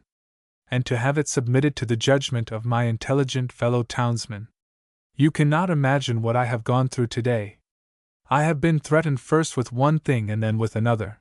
They have tried to rob me of my most elementary rights as a man. Billing. What? Your rights as a man? Dr. Stockman. They have tried to degrade me, to make a coward of me, to force me to put personal interests before my most sacred convictions. Billing. That is too much, I'm damned if it isn't. Havstad. Oh, you mustn't be surprised at anything from that quarter, Dr. Stockman. Well, they will get the worst of it with me, they may assure themselves of that. I shall consider the People's Messenger my sheet anchor now, and every single day I will bombard them with one article after another, like bombshells. A Slackson. Yes, but. Billing. Hurrah! It is war! It is war! Dr. Stockman. I shall smite them to the ground, I shall crush them, I shall break down all their defenses, before the eyes of the honest public. That is what I shall do. A Slackson, yes, but in moderation, doctor, proceed with moderation. Billing. Not a bit of it, not a bit of it. Don't spare the dynamite. Dr. Stockman. Because it is not merely a question of water supply and drains now, you know. No, it is the whole of our social life that we have got to purify and disinfect. Billing. Spoken like a deliverer. Dr. Stockman. All the incapables must be turned out, you understand, and that in every walk of life. Endless vistas have opened themselves to my mind's eye today. I cannot see it all quite clearly yet, but I shall in time. Young and vigorous standard-bearers, those are what we need and must seek, my friends. We must have new men in command at all our outposts. Billing. Hear, hear. Dr. Stockman. We only need to stand by one another, and it will all be perfectly easy. The revolution will be launched like a ship that runs smoothly off the stocks. Don't you think so? Hofstad. For my part, one think we have now a prospect of getting the municipal authority into the hands where it should lie. A Slackson. And if only we proceed with moderation, I cannot imagine that there will be any risk. Dr. Stockman. Who the devil cares whether there is any risk or not? What I am doing in the name of truth and for the sake of my conscience. Hofstad. You are a man who deserves to be supported, doctor. A Slackson. Yes, there is no denying that the doctor is a true friend to the town, a real friend to the community, that he is. Billing. Take my word for it, a Slackson, Dr. Stockman is a friend of the people. A Slackson. I fancy the Householders' Association will make use of that expression before long. Dr. Stockman, affected, grasps their hands. Thank you, my dear staunch friends. It is very refreshing to me to hear you say that. My brother called me something quite different. By Jove, he shall have it back, with interest. But now I must be off to see a poor devil. I will come back, as I said. Keep a very careful eye on the manuscript, a Slackson, and don't for worlds leave out any of my notes of exclamation. Rather put one or two more in. Capital, capital! Well, goodbye for the present, goodbye, goodbye. They show him to the door, and bow him out. Hofstad. He may prove an invaluably useful man to us. A Slackson. Yes, so long as he confines himself to this matter of the baths. But if he goes farther afield, I don't think it would be advisable to follow him. Hofstad. That all depends. Billing. You are so infernally timid, a Slackson. A Slackson. Timid? Yes, when it is a question of the local authorities, I am timid, Mr. Billing. It is a lesson I have learned in the school of experience, let me tell you. But try me in higher politics, in matters that concern the government itself, and then see if I am timid. Billing. No, you aren't, I admit. But this is simply contradicting yourself. A Slackson. I am a man with a conscience, and that is the whole matter. If you attack the government, you don't do the community any harm, anyway.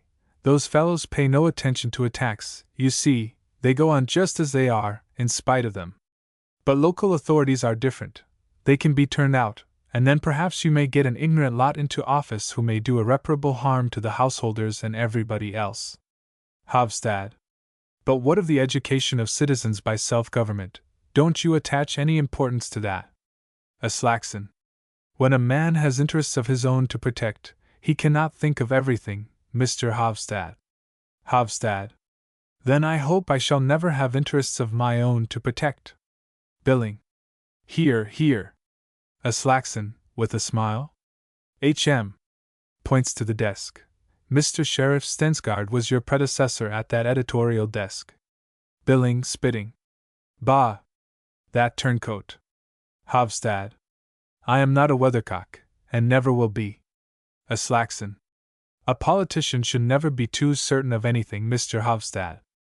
And as for you, Mr. Billing, I should think it is time for you to be taking in a reef or two in your sails, seeing that you are applying for the post of secretary to the bench. Billing. I? Havstad. Are you Billing? Billing. Well, yes, but you must clearly understand I am only doing it to annoy the bigwigs. A Slackson. Anyhow, it is no business of mine. But if I am to be accused of timidity and of inconsistency in my principles, this is what I want to point out: my political past is an open book. I have never changed, except perhaps to become a little more moderate, you see. My heart is still with the people, but I don't deny that my reason has a certain bias towards the authorities, the local ones, I mean. Goes into the printing room. Billing. Ought we to try and get rid of him, Havstad? Havstad. Do you know anyone else who will advance the money for our paper and printing bill? Billing. It is an infernal nuisance that we don't possess some capital to trade on. Havstad, sitting down at his desk. Yes, if we only had that then. Billing. Suppose you were to apply to Dr. Stockman? Havstad, turning over some papers. What is the use? He has got nothing. Billing. No, but he has got a warm man in the background, old Morton Keel. The Badger, as they call him. Havstad, writing. Are you so sure he has got anything? Billing. Good Lord, of course he has. And some of it must come to the Stockmans. Most probably he will do something for the children, at all events. Havstad, turning half round. Are you counting on that? Billing. Counting on it? Of course I am not counting on anything. Havstad. That is right. And I should not count on the secretaryship to the bench either, if I were you, for I can assure you, you won't get it. Billing. Do you think I am not quite aware of that? My object is precisely not to get it. A slight of that kind stimulates a man's fighting power. It is like getting a supply of fresh bile, and I am sure one needs that badly enough in a hole-and corner place like this, where it is so seldom anything happens to stir one up. Havstad, writing. Quite so, quite so. Billing. Ah, I shall be heard of yet. Now I shall go and write the appeal to the Householders' Association. Goes into the room on the right. Havstad, sitting at his desk, biting his penholder, says slowly, that's it, is it? A knock is heard. Come in. Petra comes in by the outer door. Havstad gets up. What, you, here? Petra. Yes, you must forgive me. Havstad, pulling a chair forward. Won't you sit down? Petra. No, thank you. I must go again in a moment. Havstad. Have you come with a message from your father, by any chance? Petra. No, I have come on my own account. Takes a book out of her coat pocket. Here is the English story. Havstad. Why have you brought it back? Petra. Because I am not going to translate it. Havstad. But you promised me faithfully. Petra. Yes, but then I had not read it. I don't suppose you have read it either? Havstad. No, you know quite well I don't understand English. But. Petra. Quite so. That is why I wanted to tell you that you must find something else. Lays the book on the table. You can't use this for the People's Messenger. Havstad. Why not? Petra. Because it conflicts with all your opinions. Havstad. Oh, for that matter. Petra. You don't understand me. The burden of this story is that there is a supernatural power that looks after the so-called good people in this world and makes everything happen for the best in their case, while all the so-called bad people are punished. Havstad. Well, but that is all right. That is just what our readers want. Petra. And are you going to be the one to give it to them? For myself, I do not believe a word of it. You know quite well that things do not happen so in reality. Havstad. You are perfectly right, but an editor cannot always act as he would prefer. He is often obliged to bow to the wishes of the public in unimportant matters. Politics are the most important thing in life, for a newspaper, anyway, and if I want to carry my public with me on the path that leads to liberty and progress, I must not frighten them away. If they find a moral tale of this sort in the serial at the bottom of the page, they will be all the more ready to read what is printed above it. They feel more secure, as it were. Petra. For shame! You would never go and set a snare like that for your readers. You are not a spider. Hofstad, smiling. Thank you for having such a good opinion of me. No, as a matter of fact, that is Billings' idea and not mine. Petra. Billings. Hofstad. Yes, anyway, he propounded that theory here one day. And it is Billing who is so anxious to have that story in the paper. I don't know anything about the book. Petra. But how can Billing, with his emancipated views? Hofstad. Oh, Billing is a many-sided man. He is applying for the post of secretary to the bench, too, I hear. Petra. I don't believe it, Mr. Hofstad. How could he possibly bring himself to do such a thing?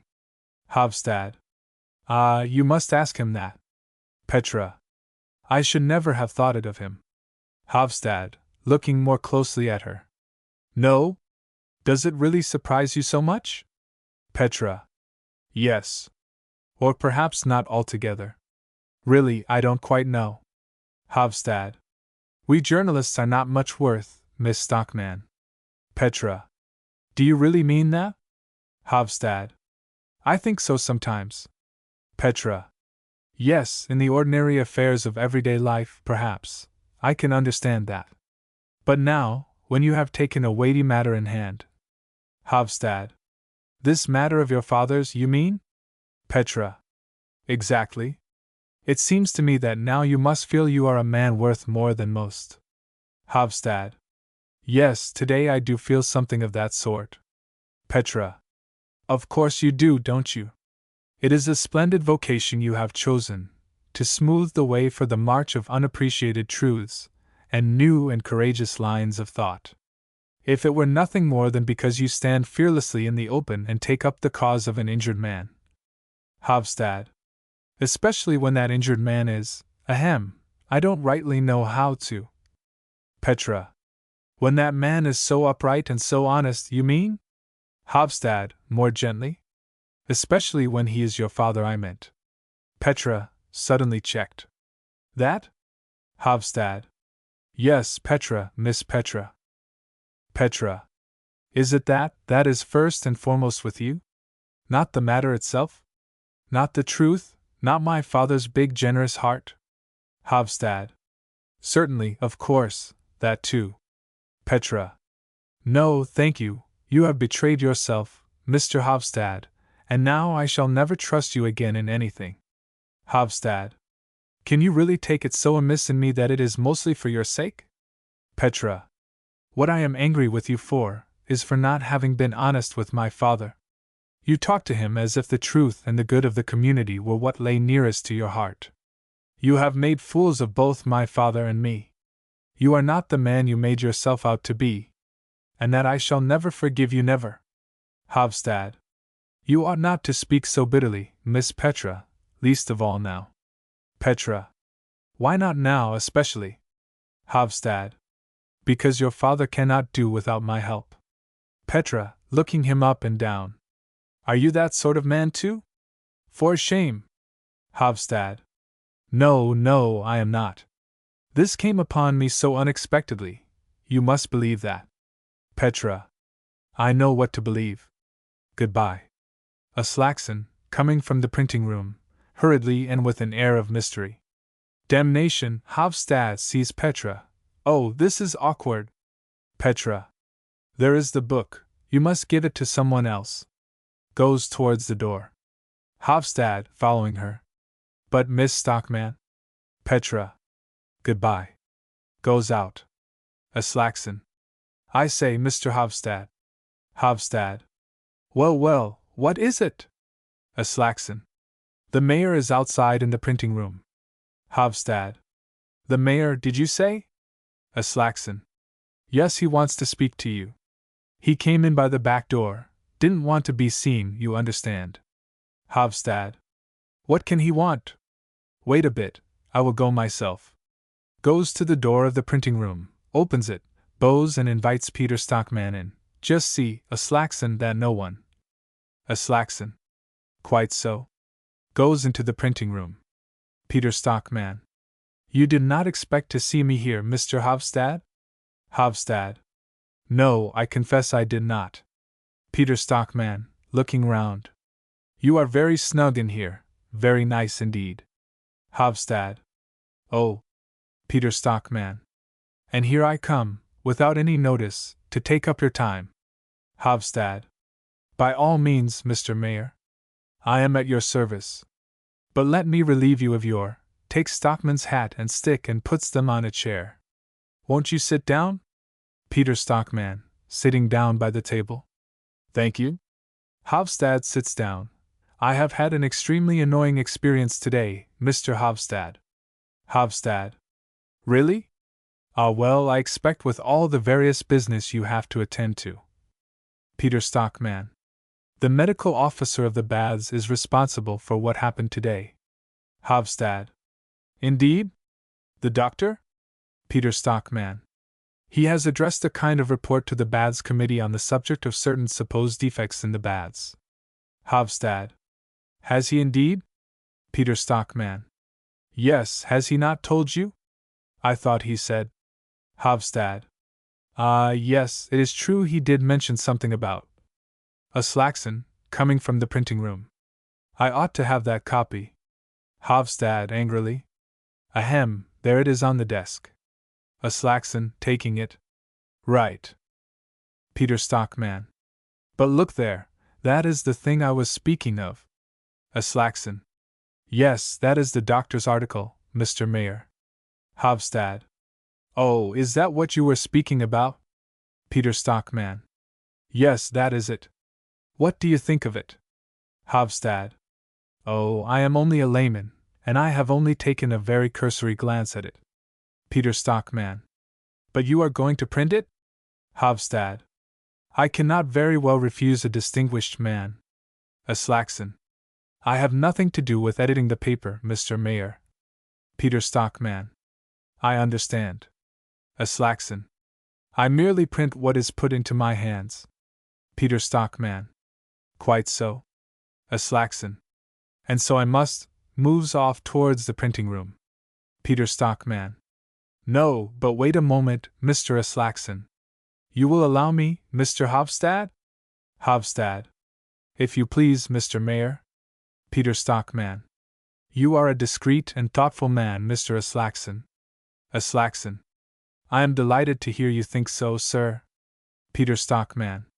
And a man of very considerable influence. Slackson. Chiefly among the small tradesmen, sir. Peter Stockman. The small taxpayers are the majority, here as everywhere else. Slackson. That is true. Peter Stockman. And I have no doubt you know the general trend of opinion among them, don't you? Slackson. Yes, I think I may say I do, Mr. Mayor. Peter Stockman. Yes. Well, since there is such a praiseworthy spirit of self-sacrifice among the less wealthy citizens of our town. Slackson. What? Hovstad. Self-sacrifice? Peter Stockman. It is pleasing evidence of a public-spirited feeling, extremely pleasing evidence. I might almost say I hardly expected it. But you have a closer knowledge of public opinion than I. Slackson. But, Mr. Mayor. Peter Stockman. And indeed it is no small sacrifice that the town is going to make. Hovstad. The town? Slackson. But I don't understand. Is it the baths? Peter Stockman. At a provisional estimate, the alterations that the medical officer asserts to be desirable will cost somewhere about £20,000. Slackson.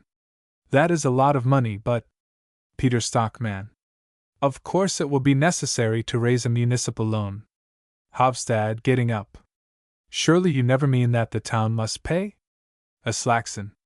Do you mean that it must come out of the municipal funds? Out of the ill-filled pockets of the small tradesmen? Peter Stockman. Well, my dear Mr. Slackson, where else is the money to come from? Slackson. The gentlemen who own the baths ought to provide that. Peter Stockman. The proprietors of the baths are not in a position to incur any further expense. Aslaxon. Is that absolutely certain, Mr. Mayor?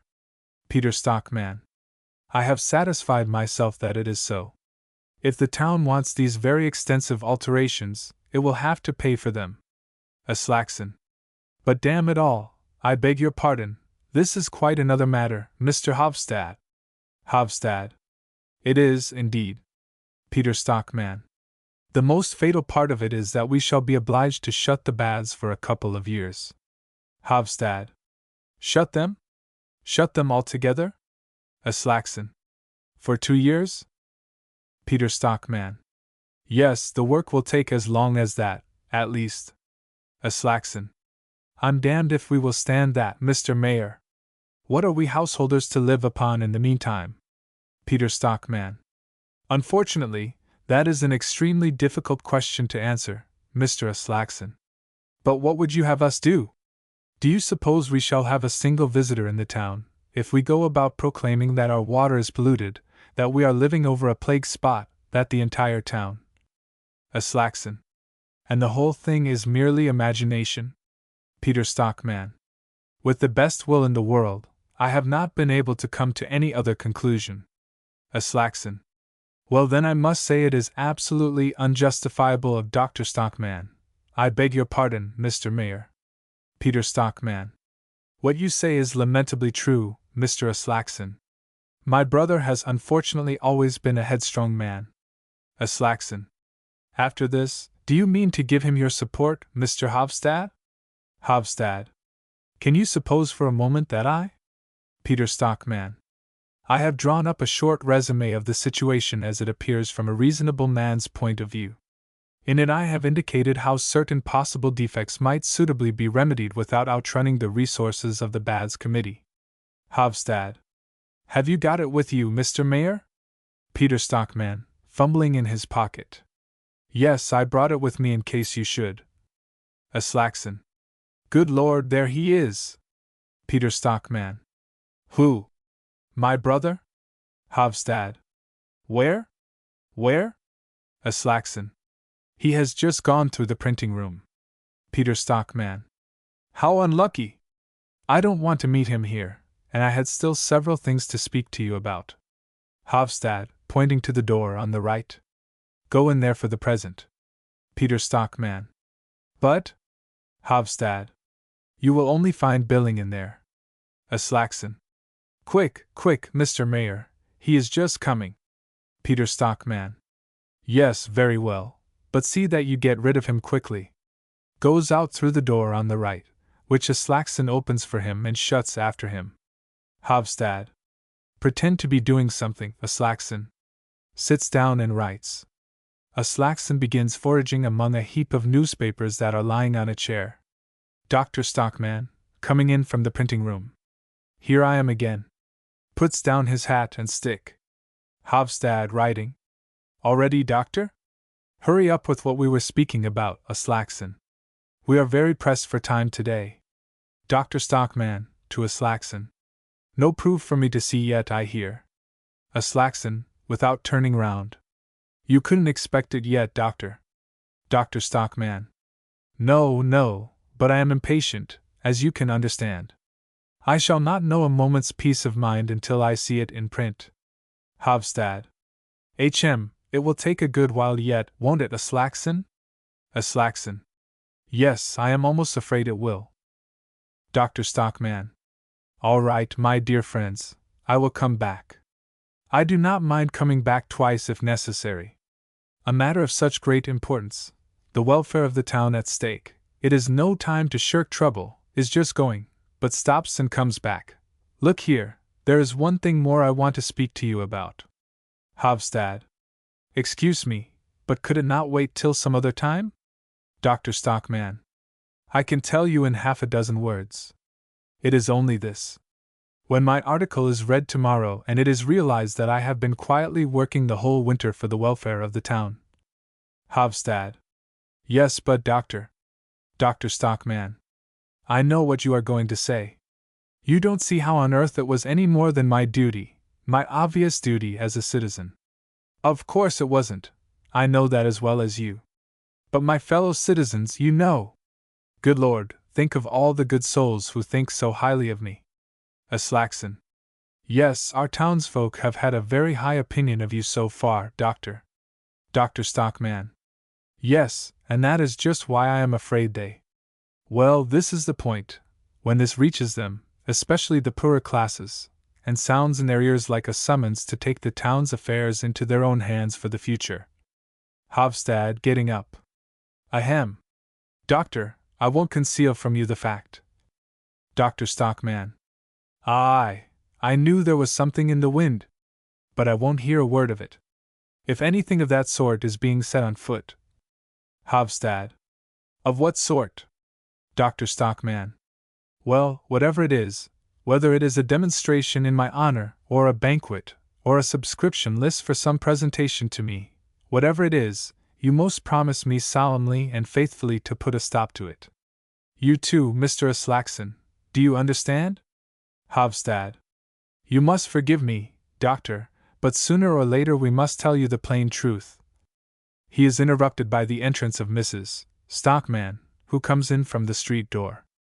Mrs. Stockman, seeing her husband. Just as I thought. Hofstad going towards her. You too, Mrs. Stockman? Dr. Stockman. What on earth do you want here, Catherine? Mrs. Stockman. I should think you know very well what I want. Hofstad, won't you sit down? Or perhaps. Mrs. Stockman. No, thank you, don't trouble. And you must not be offended at my coming to fetch my husband. I am the mother of 3 children, you know. Dr. Stockman. Nonsense, we know all about that. Mrs. Stockman. Well, one would not give you credit for much thought for your wife and children today. If you had had that, you would not have gone and dragged us all into misfortune. Dr. Stockman. Are you out of your senses, Catherine? Because a man has a wife and children, is he not to be allowed to proclaim the truth? Is he not to be allowed to be an actively useful citizen? Is he not to be allowed to do a service to his native town? Mrs. Stockman. Yes, Thomas, in reason. Aslackson. Just what I say. Moderation in everything. Mrs. Stockman.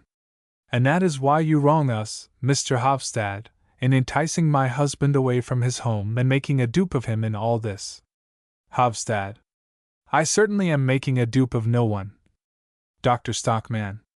Making a dupe of me. Do you suppose I should allow myself to be duped? Mrs. Stockman. It is just what you do. I know quite well you have more brains than anyone in the town, but you are extremely easily duped, Thomas. To Hofstad. Please do realize that he loses his post at the baths if you print what he has written. Aslackson. What? Hofstad. Look here, Doctor. Dr. Stockman, laughing. Ha ha, just let them try. No, no, they will take good care not to. I have got the compact majority behind me, let me tell you. Mrs. Stockman. Yes, that is just the worst of it, your having any such horrid thing behind you. Dr. Stockman. Rubbish, Catherine, go home and look after your house and leave me to look after the community. How can you be so afraid, when I am so confident and happy? Walks up and down, rubbing his hands. Truth and the people will win the fight, you may be certain. I see the whole of the broad-minded middle class marching like a victorious army. Stops beside a chair. What the deuce is that lying there? Aslackson, good Lord. Hofstad. Ahem. Dr. Stockman. Here we have the topmost pinnacle of authority. Takes the mayor's official hat carefully between his fingertips and holds it up in the air. Mrs. Stockman. The mayor's hat. Dr. Stockman. And here is the staff of office too. How in the name of all that's wonderful? Hofstad. Well, you see. Dr. Stockman. Oh, I understand. He has been here trying to talk you over. Ha ha! He made rather a mistake there. And as soon as he caught sight of me in the printing room, bursts out laughing. Did he run away, Mr. Aslackson? Aslackson, hurriedly. Yes, he ran away, Doctor. Dr. Stockman ran away without his stick or his fiddlesticks. Peter doesn't run away and leave his belongings behind him. But what the deuce have you done with him? Ah, in there, of course. Now you shall see, Catherine. Mrs. Stockman. Thomas, please don't. Aslackson. Don't be rash, Doctor.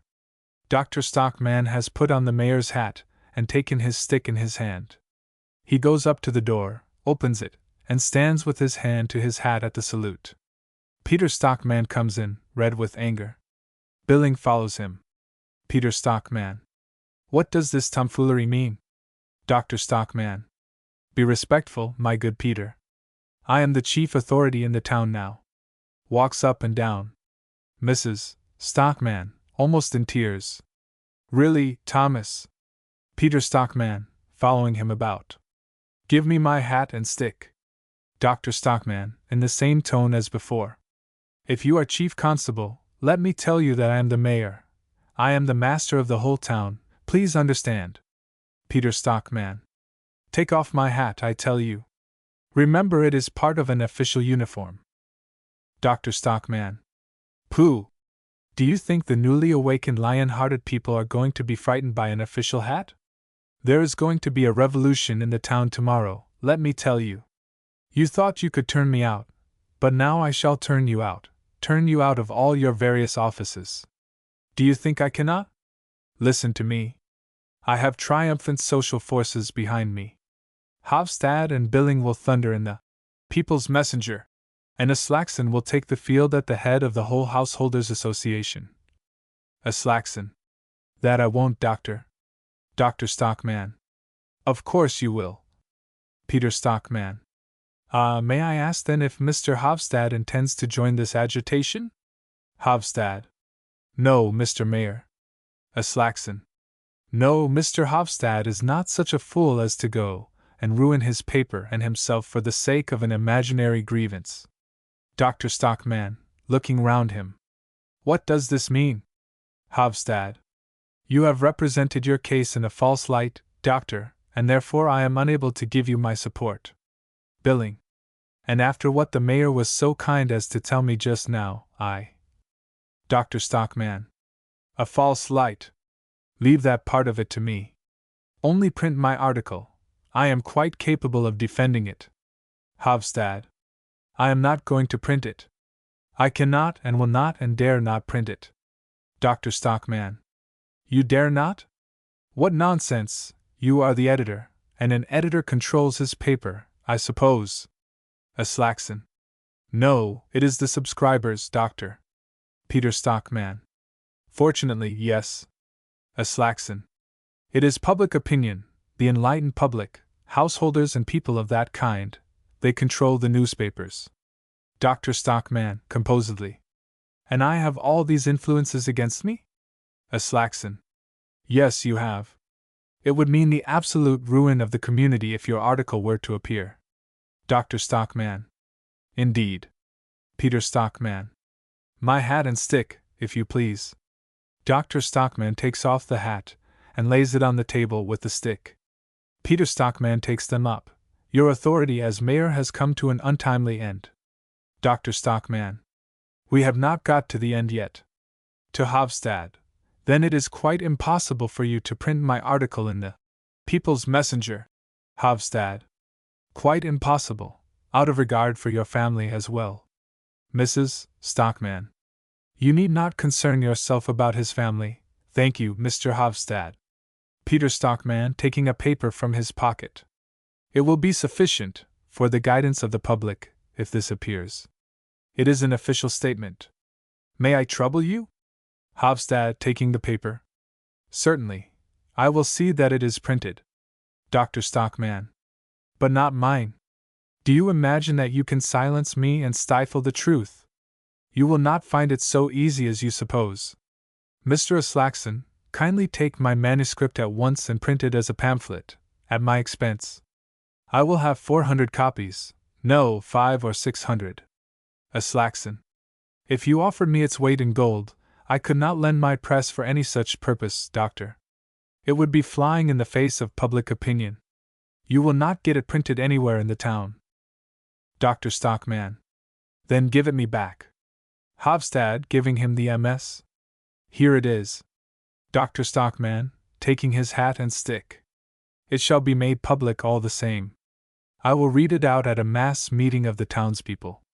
All my fellow citizens shall hear the voice of truth. Peter Stockman. You will not find any public body in the town that will give you the use of their hall for such a purpose. Aslaxon. Not a single one, I am certain. Billing.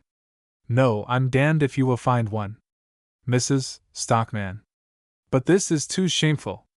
Why should every one turn against you like that? Dr. Stockman angrily. I will tell you why. It is because all the men in this town are old women, like you. They all think of nothing but their families, and never of the community. Mrs. Stockman, putting her arm into his. Then I will show them that an old woman can be a man for once. I am going to stand by you, Thomas. Dr. Stockman. Bravely said Catherine. It shall be made public, as I am a living soul. If I can hire a hall, I shall hire a drum, and parade the town with it, and read it at every street corner. Peter Stockman. You are surely not such an arrant fool as that. Dr. Stockman. Yes, I am. Aslaxon. You won't find a single man in the whole town to go with you. Billing. No, I'm damned if you will. Mrs. Stockman. Don't give in, Thomas. I will tell the boys to go with you. Dr. Stockman. That is a splendid idea. Mrs. Stockman. Morton will be delighted, and each lift will do whatever he does. Dr. Stockman. Yes, and Petra, and you too, Catherine. Mrs. Stockman. No, I won't do that, but I will stand at the window and watch you, that's what I will do. Dr. Stockman puts his arms round her and kisses her. Thank you, my dear. Now you and I are going to try a fall, my fine gentleman. I am going to see whether a pack of cowards can succeed in gagging a patriot who wants to purify society. He and his wife go out by the street door. Peter Stockman, shaking his head seriously. Now he has sent her out of her senses, too. Act 4. Scene. A big old-fashioned room in Captain Horster's house. At the back, folding doors, which are standing open, lead to an anteroom. 3 windows in the left-hand wall. In the middle of the opposite wall a platform has been erected. On this is a small table with 2 candles, a water bottle and glass, and a bell. The room is lit by lamps placed between the windows. In the foreground on the left there is a table with candles and a chair. To the right is a door, and some chairs standing near it. The room is nearly filled with a crowd of townspeople of all sorts, a few women and schoolboys being amongst them. People are still streaming in from the back, and the room is soon filled. First citizen, meeting another. Hello, Lamstad. You here too? Second citizen. I go to every public meeting, I do. Third citizen. Brought your whistle too, I expect. Second citizen. I should think so. Haven't you? Third citizen. Rather. And old Evanson said he was going to bring a cow horn, he did. Second citizen. Good old Evanson. Laughter among the crowd. Fourth citizen, coming up to them. I say, tell me what is going on here tonight. Second citizen. Dr. Stockman is going to deliver an address attacking the mayor. Fourth citizen. But the mayor is his brother. First citizen. That doesn't matter. Dr. Stockman's not the chap to be afraid. Third citizen. But he is in the wrong. It said so in the People's Messenger. Second citizen. Yes, I expect he must be in the wrong this time, because neither the Householders' Association nor the Citizens' Club would lend him their hall for his meeting. First citizen. He couldn't even get the loan of the hall at the baths. Second citizen. No, I should think not. A man in another part of the crowd. I say, who are we to back up in this? Another man beside him. Watch Aslaxon, and do as he does. Billing, pushing his way through the crowd, with a writing case under his arm. Excuse me, gentlemen, do you mind letting me through? I am reporting for the People's Messenger. Thank you very much. He sits down at the table on the left. A workman. Who was that? Second workman. Don't you know him? It's Billing, who writes for Aslakson's paper. Captain Horster brings in Mrs. Stockman and Petra through the door on the right. Egelif and Morton follow them in. Horster. I thought you might all sit here. You can slip out easily from here, if things get too lively. Mrs. Stockman. Do you think there will be a disturbance? Horster. One can never tell, with such a crowd. But sit down, and don't be uneasy. Mrs. Stockman, sitting down. It was extremely kind of you to offer my husband the room. Horster. Well, if nobody else would. Petra, who has sat down beside her mother. And it was a plucky thing to do, Captain Horster. Horster. Oh, it is not such a great matter as all that. Hofstad and Aslakson make their way through the crowd. Aslakson, going up to Horster. Has the doctor not come yet? Horster. He is waiting in the next room. Movement in the crowd by the door at the back. Hofstad. Look, here comes the mayor. Billing. Yes, I'm damned if he hasn't come after all. Peter Stockman makes his way gradually through the crowd, bows courteously, and takes up a position by the wall on the left. Shortly afterwards, Dr. Stockman comes in by the right-hand door. He is dressed in a black frock coat, with a white tie. There is a little feeble applause, which is hushed down. Silence is obtained. Dr. Stockman, in an undertone. How do you feel, Catherine? Mrs. Stockman. All right, thank you. Lowering her voice. Be sure not to lose your temper, Thomas. Dr. Stockman. Oh, I know how to control myself. Looks at his watch, steps onto the platform, and bows. It is 1:15, so I will begin. Takes his MS out of his pocket. Aslakson. I think we ought to elect a chairman first. Dr. Stockman. No, it is quite unnecessary. Some of the crowd. Yes, yes. Peter Stockman. I certainly think too that we ought to have a chairman. Dr. Stockman. But I have called this meeting to deliver a lecture, Peter. Peter Stockman. Dr. Stockman's lecture may possibly lead to a considerable conflict of opinion. Voices in the crowd. A chairman! A chairman! Hofstad. The general wish of the meeting seems to be that a chairman should be elected. Dr. Stockman, restraining himself. Very well, let the meeting have its way. Aslakson. Will the mayor be good enough to undertake the task? 3 men clapping their hands. Bravo! Bravo! Peter Stockman.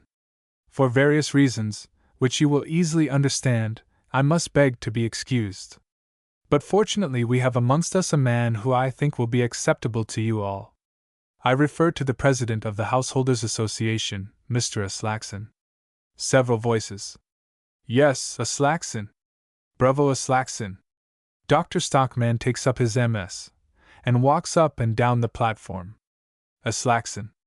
Since my fellow citizens choose to entrust me with this duty, I cannot refuse. Loud applause. Aslakson mounts the platform. Billing writing. Mr. Aslakson was elected with enthusiasm. Aslakson. And now, as I am in this position, I should like to say a few brief words. I am a quiet and peaceable man, who believes in discreet moderation and in moderate discretion. All my friends can bear witness to that. Several voices. That's right.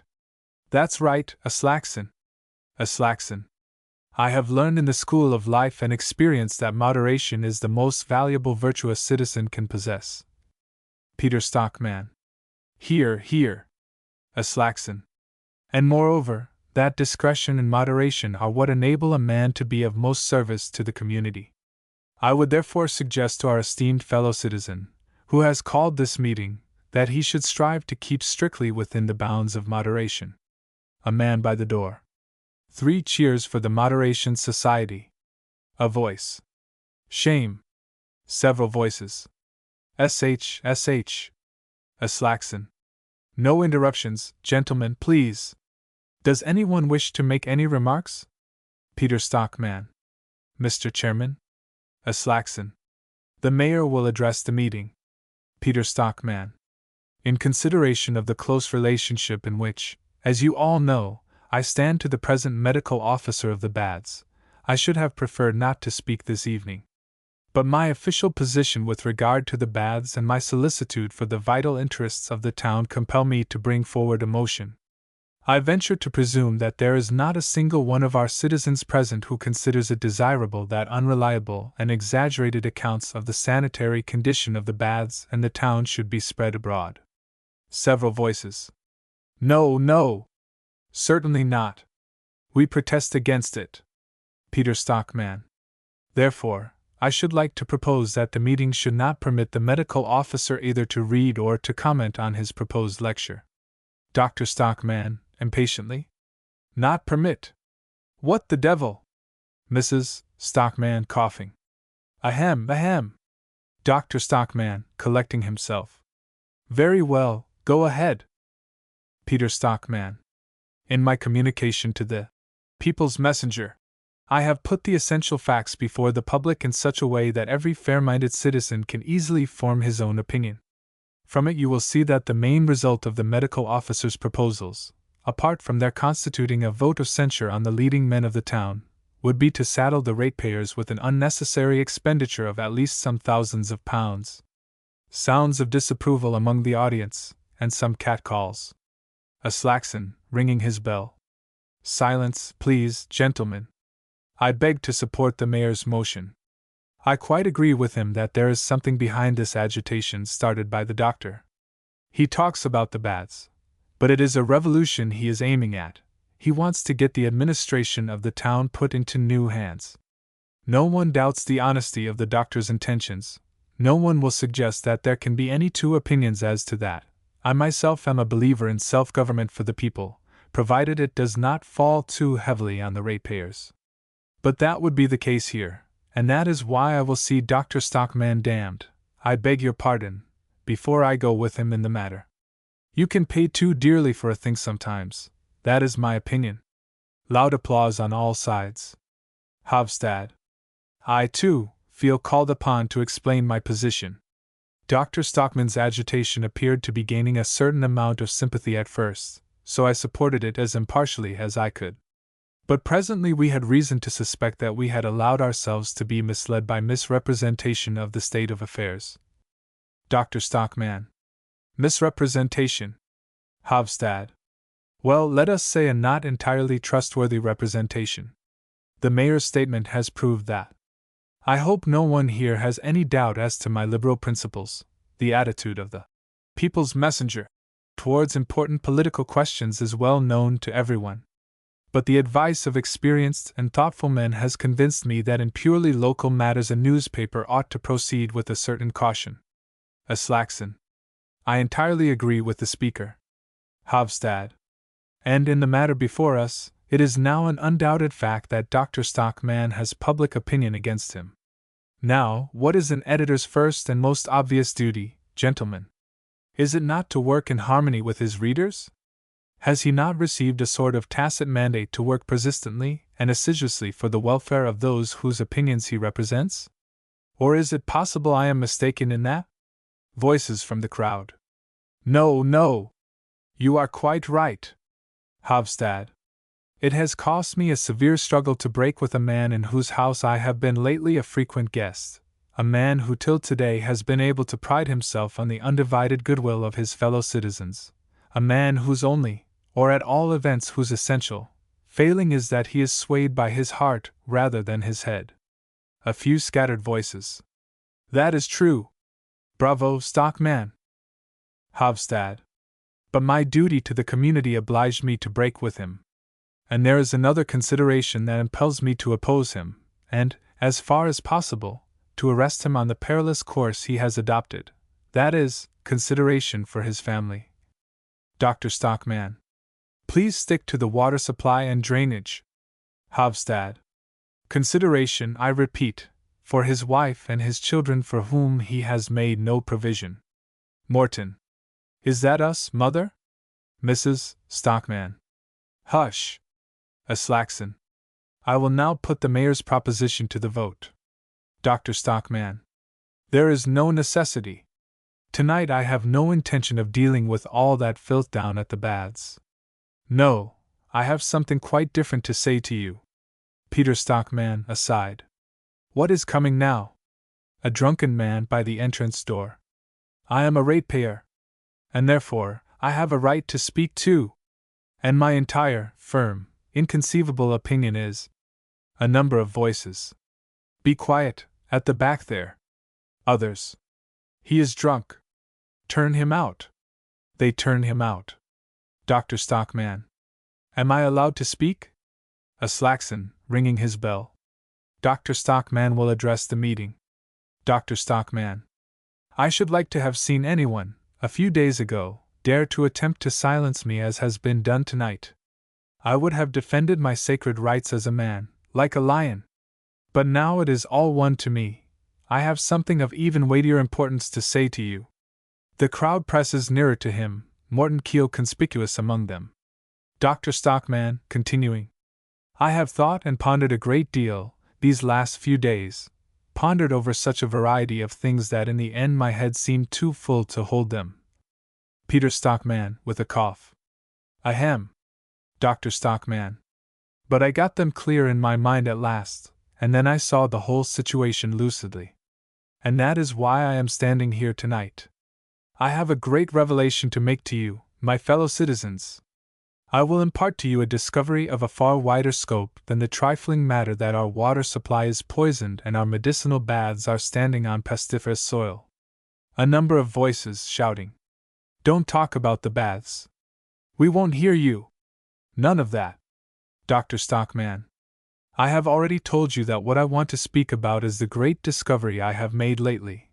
The discovery that all the sources of our moral life are poisoned and that the whole fabric of our civic community is founded on the pestiferous soil of falsehood.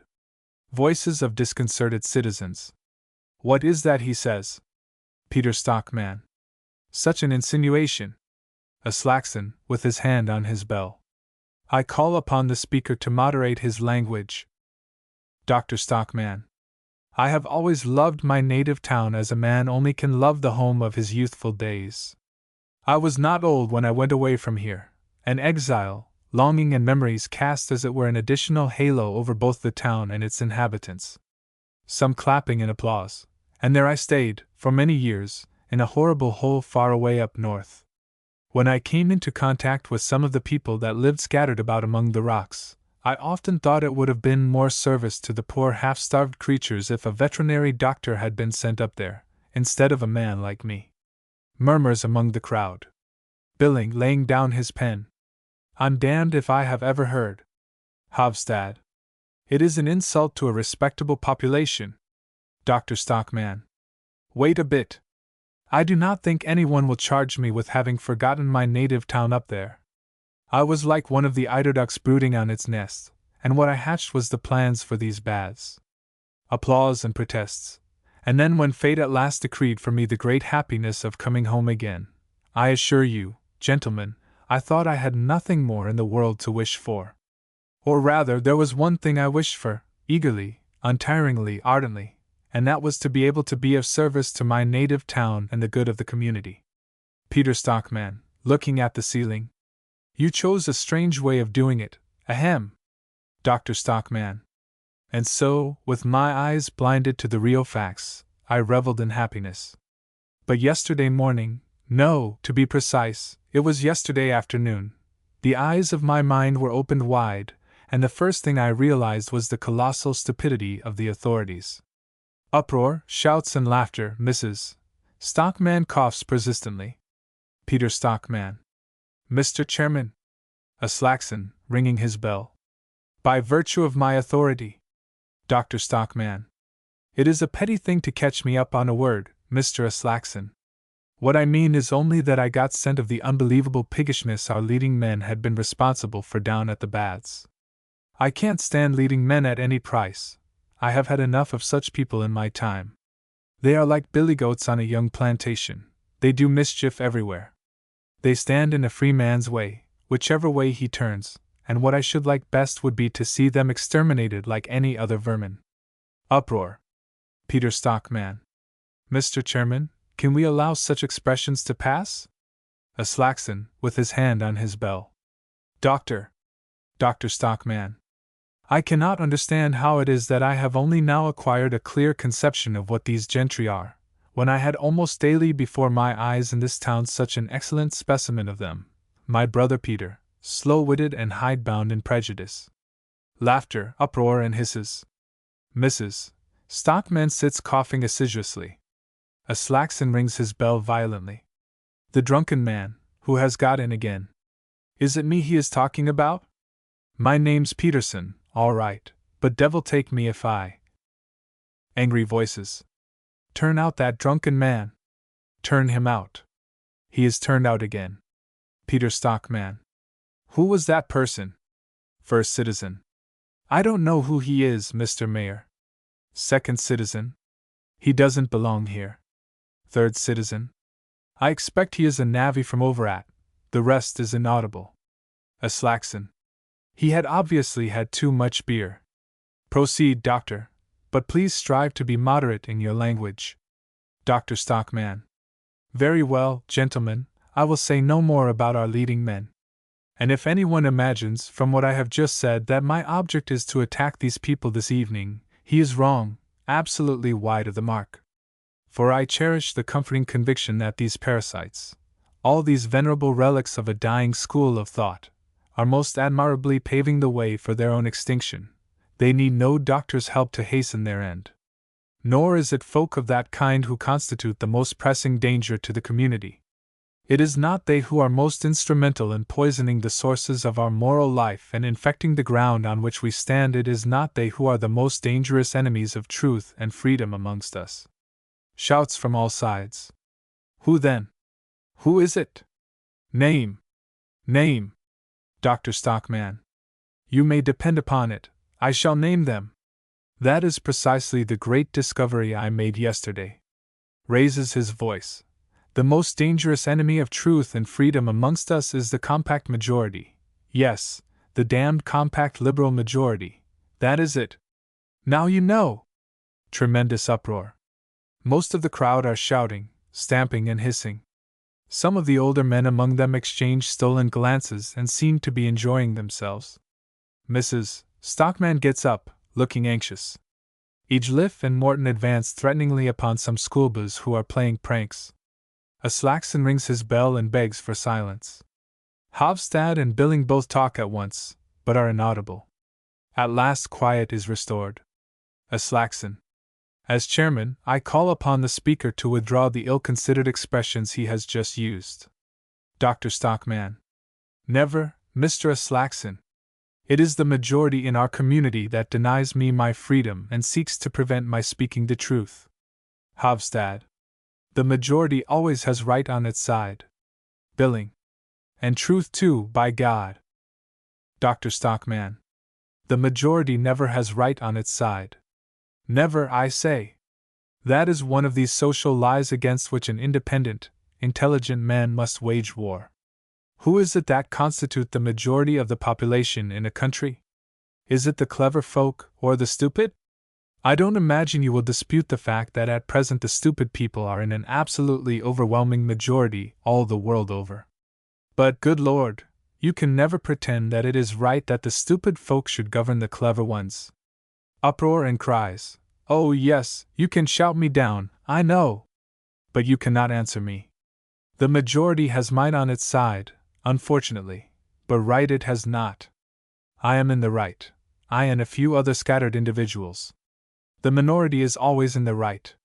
Renewed uproar. Hovstad. Aha, so Dr. Stockman has become an aristocrat since the day before yesterday. Dr. Stockman. I have already said that I don't intend to waste a word on the puny, narrow-chested, short-winded crew whom we are leaving astern. Pulsating life no longer concerns itself with them. I am thinking of the few, the scattered few amongst us, who have absorbed new and vigorous truths. Such men stand, as it were, at the outposts, so far ahead that the compact majority has not yet been able to come up with them, and there they are fighting for truths that are too newly born into the world of consciousness to have any considerable number of people on their side as yet. Hovstad. So the doctor is a revolutionary now. Dr. Stockman. Good heavens, of course I am, Mr. Hofstad. I propose to raise a revolution against the lie that the majority has the monopoly of the truth. What sort of truths are they that the majority usually supports? They are truths that are of such advanced age that they are beginning to break up. And if a truth is as old as that, it is also in a fair way to become a lie, gentlemen. Laughter and mocking cries. Yes, believe me or not, as you like. But truths are by no means as long-lived at Methuselah, as some folk imagine. A normally constituted truth lives, let us say, as a rule 17 or 18, or at most 20 years, seldom longer. But truths as aged as that are always worn frightfully thin, and nevertheless it is only then that the majority recognizes them and recommends them to the community as wholesome moral nourishment. There is no great nutritive value in that sort of fare, I can assure you, and, as a doctor, I ought to know.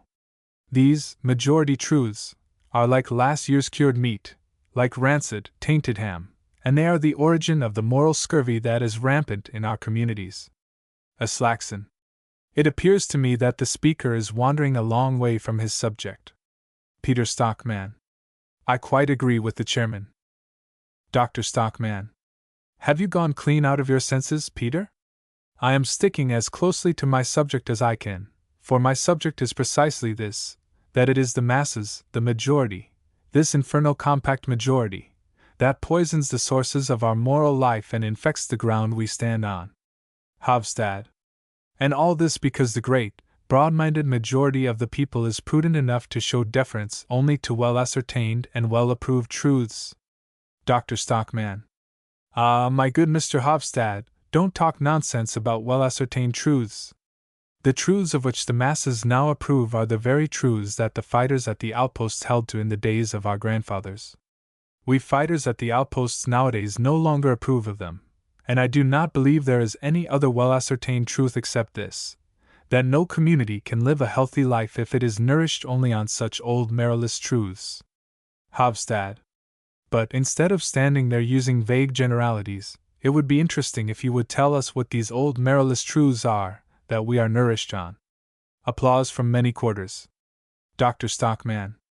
Oh, I could give you a whole string of such abominations, but to begin with I will confine myself to one well-approved truth, which at bottom is a foul lie, but upon which nevertheless Mr. Hofstad and the People's Messenger, and all the messengers' supporters are nourished. Hofstad. And that is? Dr. Stockman. That is, the doctrine you have inherited from your forefathers and proclaimed thoughtlessly far and wide, the doctrine that the public, the crowd, the masses, are the essential part of the population, that they constitute the people, that the common folk, the ignorant and incomplete element in the community, have the same right to pronounce judgment and to approve, to direct and to govern, as the isolated, intellectually superior personalities in it. Billing. Well, damn me if ever I. Hofstad, at the same time, shouting out. Fellow citizens, take good note of that. A number of voices, angrily. Oh ho, we are not the people. Only the superior folk are to govern, are they? A workman. Turn the fellow out for talking such rubbish. Another. Out with him. Another calling out. Blow your horn, Evanson. A horn is blown loudly, amidst hisses and an angry uproar. Dr. Stockman, when the noise has somewhat abated. Be reasonable. Can't you stand hearing the voice of truth for once? I don't in the least expect you to agree with me all at once, but I must say I did expect Mr. Hofstad to admit I was right, when he had recovered his composure a little. He claims to be a freethinker. Voices, in murmurs of astonishment. Freethinker, did he say? Is Hofstad a freethinker? Hofstad, shouting. Prove it, Dr. Stockman. When have I said so in print? Dr. Stockman, reflecting. No, confound it, you are right. You have never had the courage to. Well, I won't put you in a hole, Mr. Hofstad. Let us say it is I that am the freethinker, then. I am going to prove to you, scientifically, that the People's Messenger leads you by the nose in a shameful manner when it tells you that the common people, the crowd, the masses, are the real essence of the people. That is only a newspaper lie, I tell you. The common people are nothing more than the raw material of which a people is made. Groans, laughter, and uproar. Well, isn't that the case? Isn't there an enormous difference between a well-bred and an ill-bred strain of animals? Take, for instance, a common barn-door hen. What sort of eating do you get from a shriveled-up old scrag of a fowl like that? Not much, do you? And what sort of eggs does it lay? A fairly good crow or a raven can lay pretty nearly as good an egg. But take a well-bred Spanish or Japanese hen, or a good pheasant or a turkey, then you will see the difference. Or take the case of dogs, with whom we humans are on such intimate terms. Think first of an ordinary common cur, I mean one of the horrible, coarse-haired, low-bred curs that do nothing but run about the streets and befoul the walls of the houses. Compare one of these curs with a poodle whose sires for many generations have been bred in a gentleman's house, where they have had the best of food and had the opportunity of hearing soft voices and music. Do you not think that the poodle's brain is developed to quite a different degree from that of the cur? Of course it is.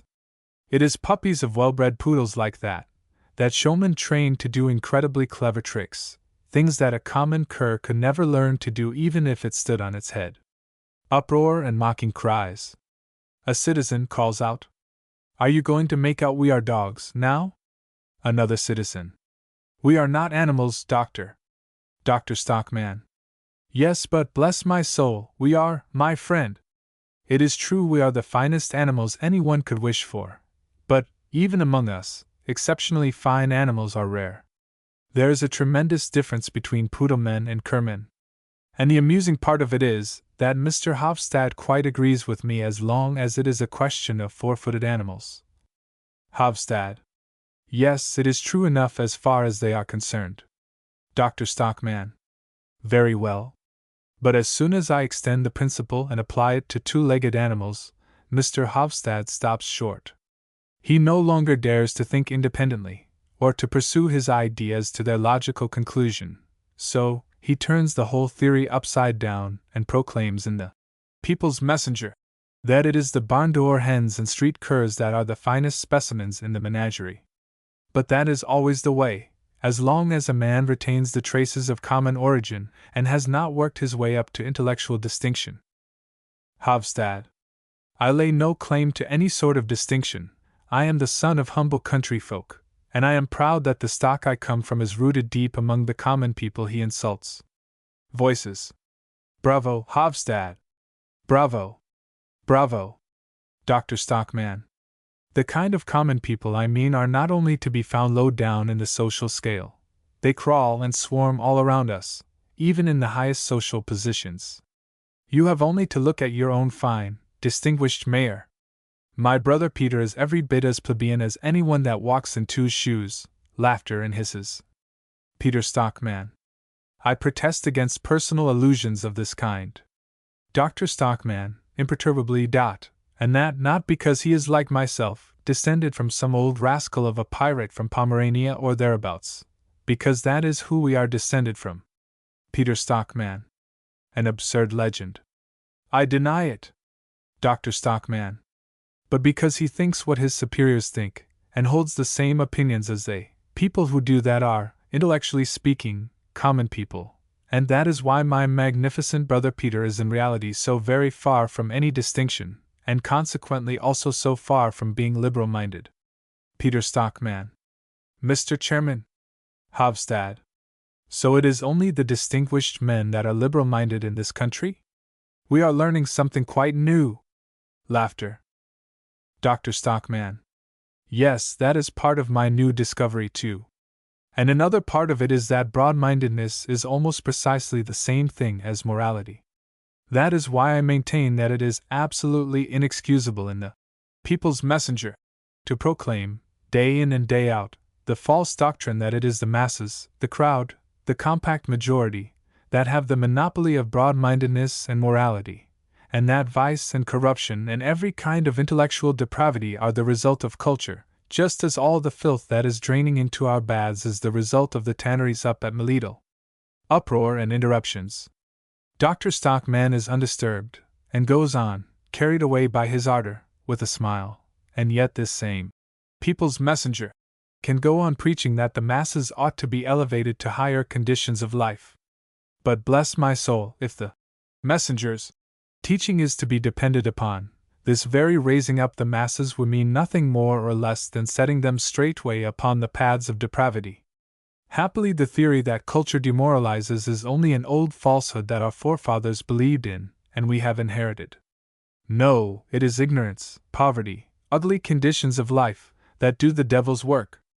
In a house which does not get aired and swept every day, my wife Catherine maintains that the floor ought to be scrubbed as well, but that is a debatable question. In such a house, let me tell you, people will lose within 2 or 3 years the power of thinking or acting in a moral manner. Lack of oxygen weakens the conscience.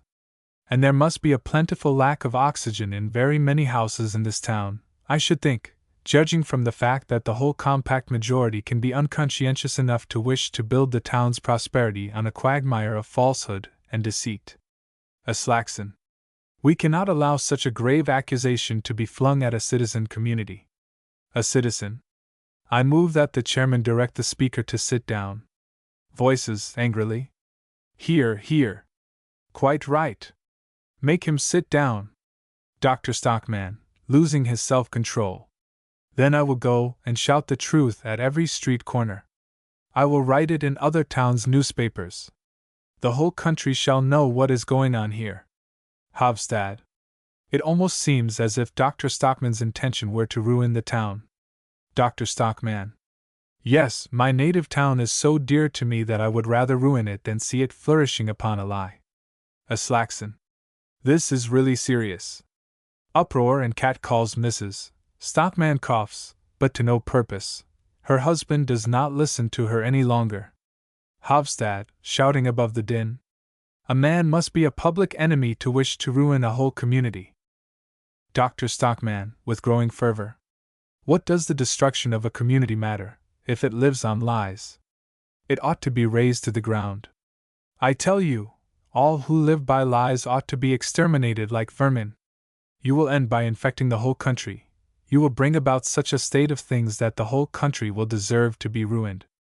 And if things come to that pass, I shall say from the bottom of my heart, let the whole country perish, let all these people be exterminated. Voices from the crowd. That is talking like an out-and-out enemy of the people. Billing. There sounded the voice of the people, by all that's holy. The whole crowd, shouting. Yes, yes. He is an enemy of the people. He hates his country. He hates his own people. Aslaxon. Both as a citizen and as an individual, I am profoundly disturbed by what we have had to listen to. Dr. Stockman has shown himself in a light I should never have dreamed of. I am unhappily obliged to subscribe to the opinion which I have just heard my estimable fellow citizens utter, and I propose that we should give expression to that opinion in a resolution. I propose a resolution as follows. This meeting declares that it considers Dr. Thomas Stockman, medical officer of the baths, to be an enemy of the people. A storm of cheers and applause. A number of men surround the doctor and hiss him. Mrs. Stockman and Petra have got up from their seats. Morton and Egelif are fighting the other schoolboys for hissing. Some of their elders separate them. Dr. Stockman, to the men who are hissing him. Oh, you fools! I tell you that. Aslaxon, ringing his bell. We cannot hear you now, doctor. A formal vote is about to be taken, but out of regard for personal feelings, it shall be by ballot and not verbal. Have you any clean paper, Mr. Billing? Billing. I have both blue and white here. Aslaxon, going to him. That will do nicely. We shall get on more quickly that way. Cut it up into small strips. Yes, that's it. To the meeting. Blue means no, white means yes. I will come round myself and collect votes. Peter Stockman leaves the hall. Aslaxon and 1 or 2 others go round the room with the slips of paper and their hats. First citizen, to Hofstad. I say, what has come to the doctor? What are we to think of it? Hofstad. Oh, you know how headstrong he is. Second citizen, to Billing. Billing, you go to their house. Have you ever noticed if the fellow drinks? Billing. Well, I'm hanged if I know what to say. There are always spirits on the table when you go. Third citizen. I rather think he goes quite off his head sometimes. First citizen. I wonder if there is any madness in his family? Billing. I shouldn't wonder if there were. Fourth citizen. No, it is nothing more than sheer malice. He wants to get even with somebody for something or other. Billing. Well, certainly he suggested a rise in his salary on one occasion lately, and did not get it. The citizens together. Ah, then it is easy to understand how it is. The drunken man, who has got among the audience again. I want a blue one, I do. And I want a white one too. Voices. It's that drunken chap again. Turn him out. Morton Keel. Going up to Dr. Stockman. Well, Stockman, do you see what these monkey tricks of yours lead to? Dr. Stockman. I have done my duty. Morton Keel. What was that you said about the tanneries at Melittle? Dr. Stockman. You heard well enough. I said they were the source of all the filth. Morton Keel. My tannery too? Dr. Stockman. Unfortunately, your tannery is by far the worst. Morton Keel. Are you going to put that in the papers? Dr. Stockman. I shall conceal nothing. Morton Keel. That may cost you dearly, Stockman. Goes out. A stout man, going up to Captain Horster, without taking any notice of the ladies. Well, Captain, so you lend your house to enemies of the people? Horster. I imagine I can do what I like with my own possessions, Mr. Vic. The stout man.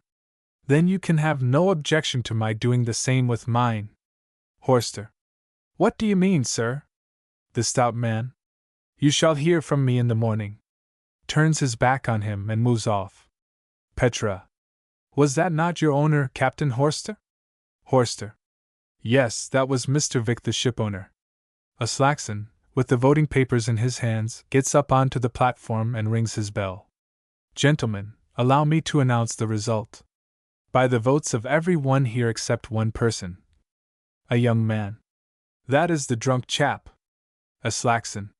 By the votes of everyone here except a tipsy man, this meeting of citizens declares Dr. Thomas Stockman to be an enemy of the people. Shouts and applause.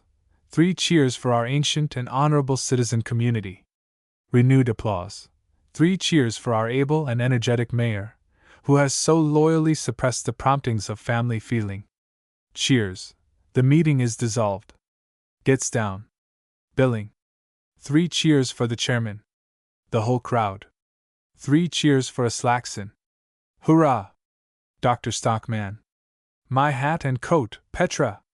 Captain, have you room on your ship for passengers to the New World? Horster. For you and yours we will make room, Doctor. Dr. Stockman, as Petra helps him into his coat, good. Come, Catherine. Come, boys. Mrs. Stockman, in an undertone. Thomas, dear, let us go up by the back way. Dr. Stockman. No back ways for me, Catherine, raising his voice. You will hear more of this enemy of the people, before he shakes the dust off his shoes upon you. I am not so forgiving as a certain person, I do not say. I forgive you, for ye know not what ye do. A Slackson, shouting. That is a blasphemous comparison, Dr. Stockman. Billing. It is, by God. It's dreadful for an earnest man to listen to. A coarse voice. Threatens us now, does he? Other voices, excitedly. Let's go and break his windows. Duck him in the fjord. Another voice. Blow your horn, Evanson. Pip, pip. Horn blowing, hisses, and wild cries. Dr. Stockman goes out through the hall with his family, Horster elbowing a way for them. The whole crowd, howling after them as they go. Enemy of the people. Enemy of the people. Billing, as he puts his papers together. Well, I'm damned if I go and drink toddy with the Stockmans tonight. The crowd press towards the exit. The uproar continues outside. Shouts of "Enemy of the people!" are heard from without. Act 5. Scene. Dr. Stockman's study. Bookcases and cabinets containing specimens line the walls. At the back is a door leading to the hall. In the foreground on the left, a door leading to the sitting room. In the right-hand wall are 2 windows, of which all the panes are broken. The doctor's desk, littered with books and papers, stands in the middle of the room, which is in disorder. It is morning. Dr. Stockman in dressing gown, slippers and a smoking cap, is bending down and raking with an umbrella under one of the cabinets. After a little while he rakes out a stone. Dr. Stockman, calling through the open sitting-room door. Catherine, I have found another one. Mrs. Stockman, from the sitting-room. Oh, you will find a lot more yet, I expect. Dr. Stockman, adding the stone to a heap of others on the table. I shall treasure these stones as relics. Edgeliffe and Morton shall look at them every day, and when they are grown up they shall inherit them as heirlooms. Rakes about under a bookcase. What the deuce is her name? The girl, you know, hasn't she been to fetch the glazier yet? Mrs. Stockman coming in? Yes, but he said he didn't know if he would be able to come today. Dr. Stockman. You will see he won't dare to come. Mrs. Stockman. Well, that is just what Ranine thought, that he didn't dare to, on account of the neighbors. Calls into the sitting room. What is it you want, Ranine? Give it to me. Goes in, and comes out again directly. Here is a letter for you, Thomas. Dr. Stockman. Let me see it. Opens and reads it. Ah, of course. Mrs. Stockman. Who is it from? Dr. Stockman. From the landlord. Notice to quit. Mrs. Stockman. Is it possible? Such a nice man. Dr. Stockman, looking at the letter. Does not dare do otherwise, he says.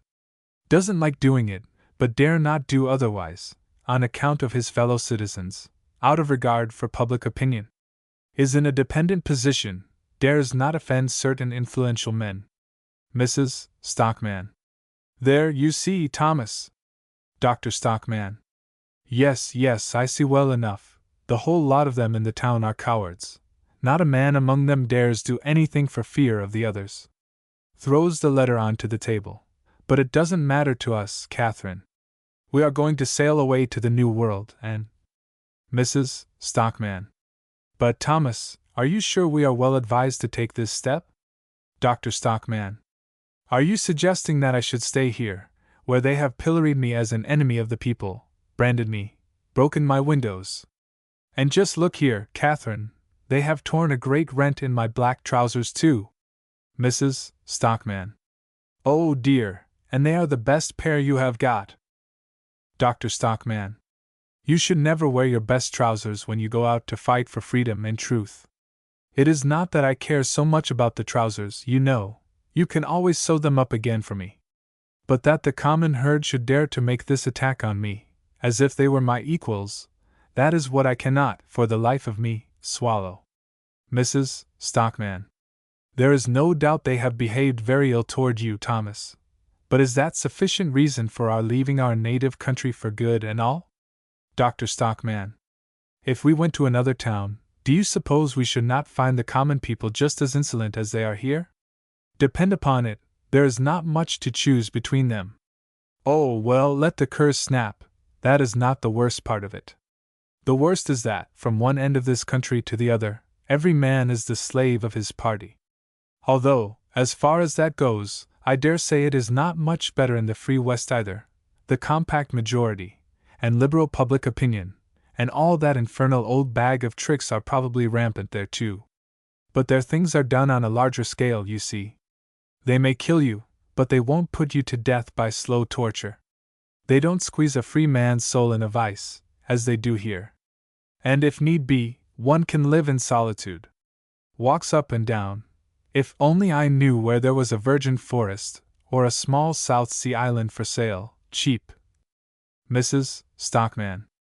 But think of the boys, Thomas. Dr. Stockman, standing still. What a strange woman you are, Catherine! Would you prefer to have the boys grow up in a society like this? You saw for yourself last night that half the population are out of their minds, and if the other half have not lost their senses, it is because they are mere brutes, with no sense to lose. Mrs. Stockman. But, Thomas dear, the imprudent things you said had something to do with it, you know. Dr. Stockman. Well, isn't what I said perfectly true? Don't they turn every idea topsy-turvy? Don't they make a regular hodgepodge of right and wrong? Don't they say that the things I know are true are lies?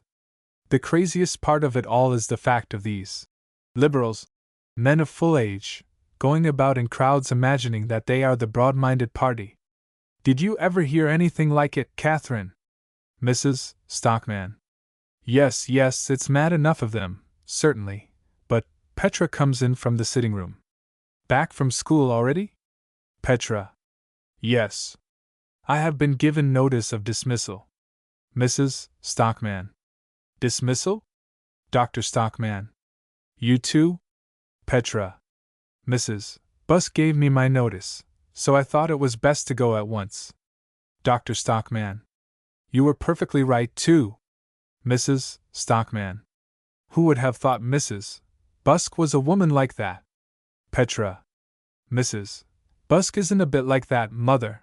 I saw quite plainly how it hurt her to do it. But she didn't dare do otherwise, she said, and so I got my notice. Dr. Stockman, laughing and rubbing his hands. She didn't dare do otherwise either. It's delicious. Mrs. Stockman. Well, after the dreadful scenes last night. Petra. It was not only that. Just listen to this, Father. Dr. Stockman. Well? Petra. Mrs. Busk showed me no less than 3 letters she received this morning. Dr. Stockman.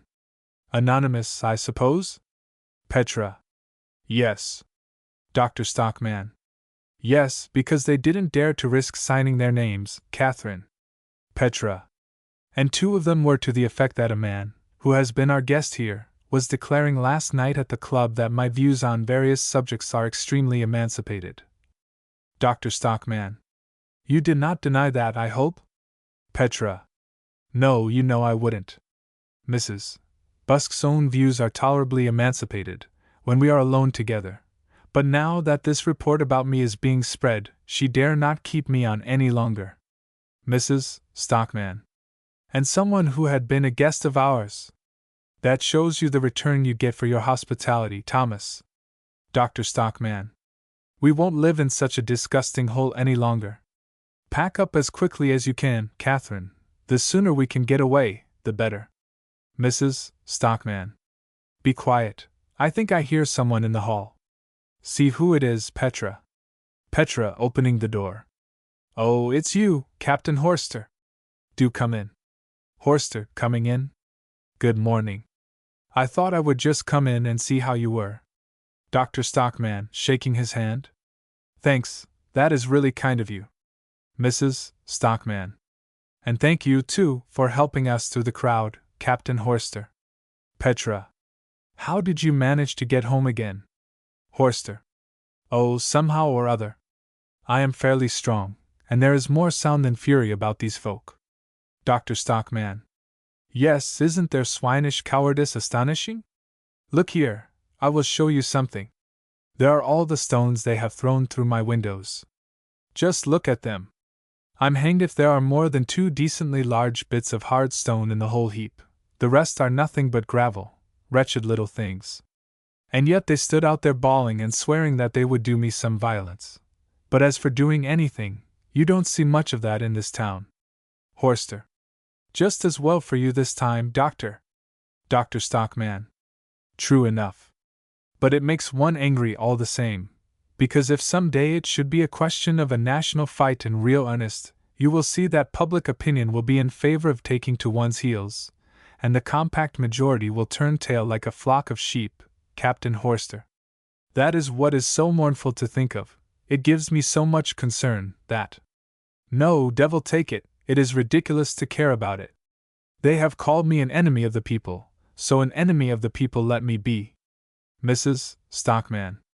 You will never be that, Thomas. Dr. Stockman. Don't swear to that, Catherine. To be called an ugly name may have the same effect as a pin scratch in the lung. And that hateful name, I can't get quit of it. It is sticking here in the pit of my stomach, eating into me like a corrosive acid.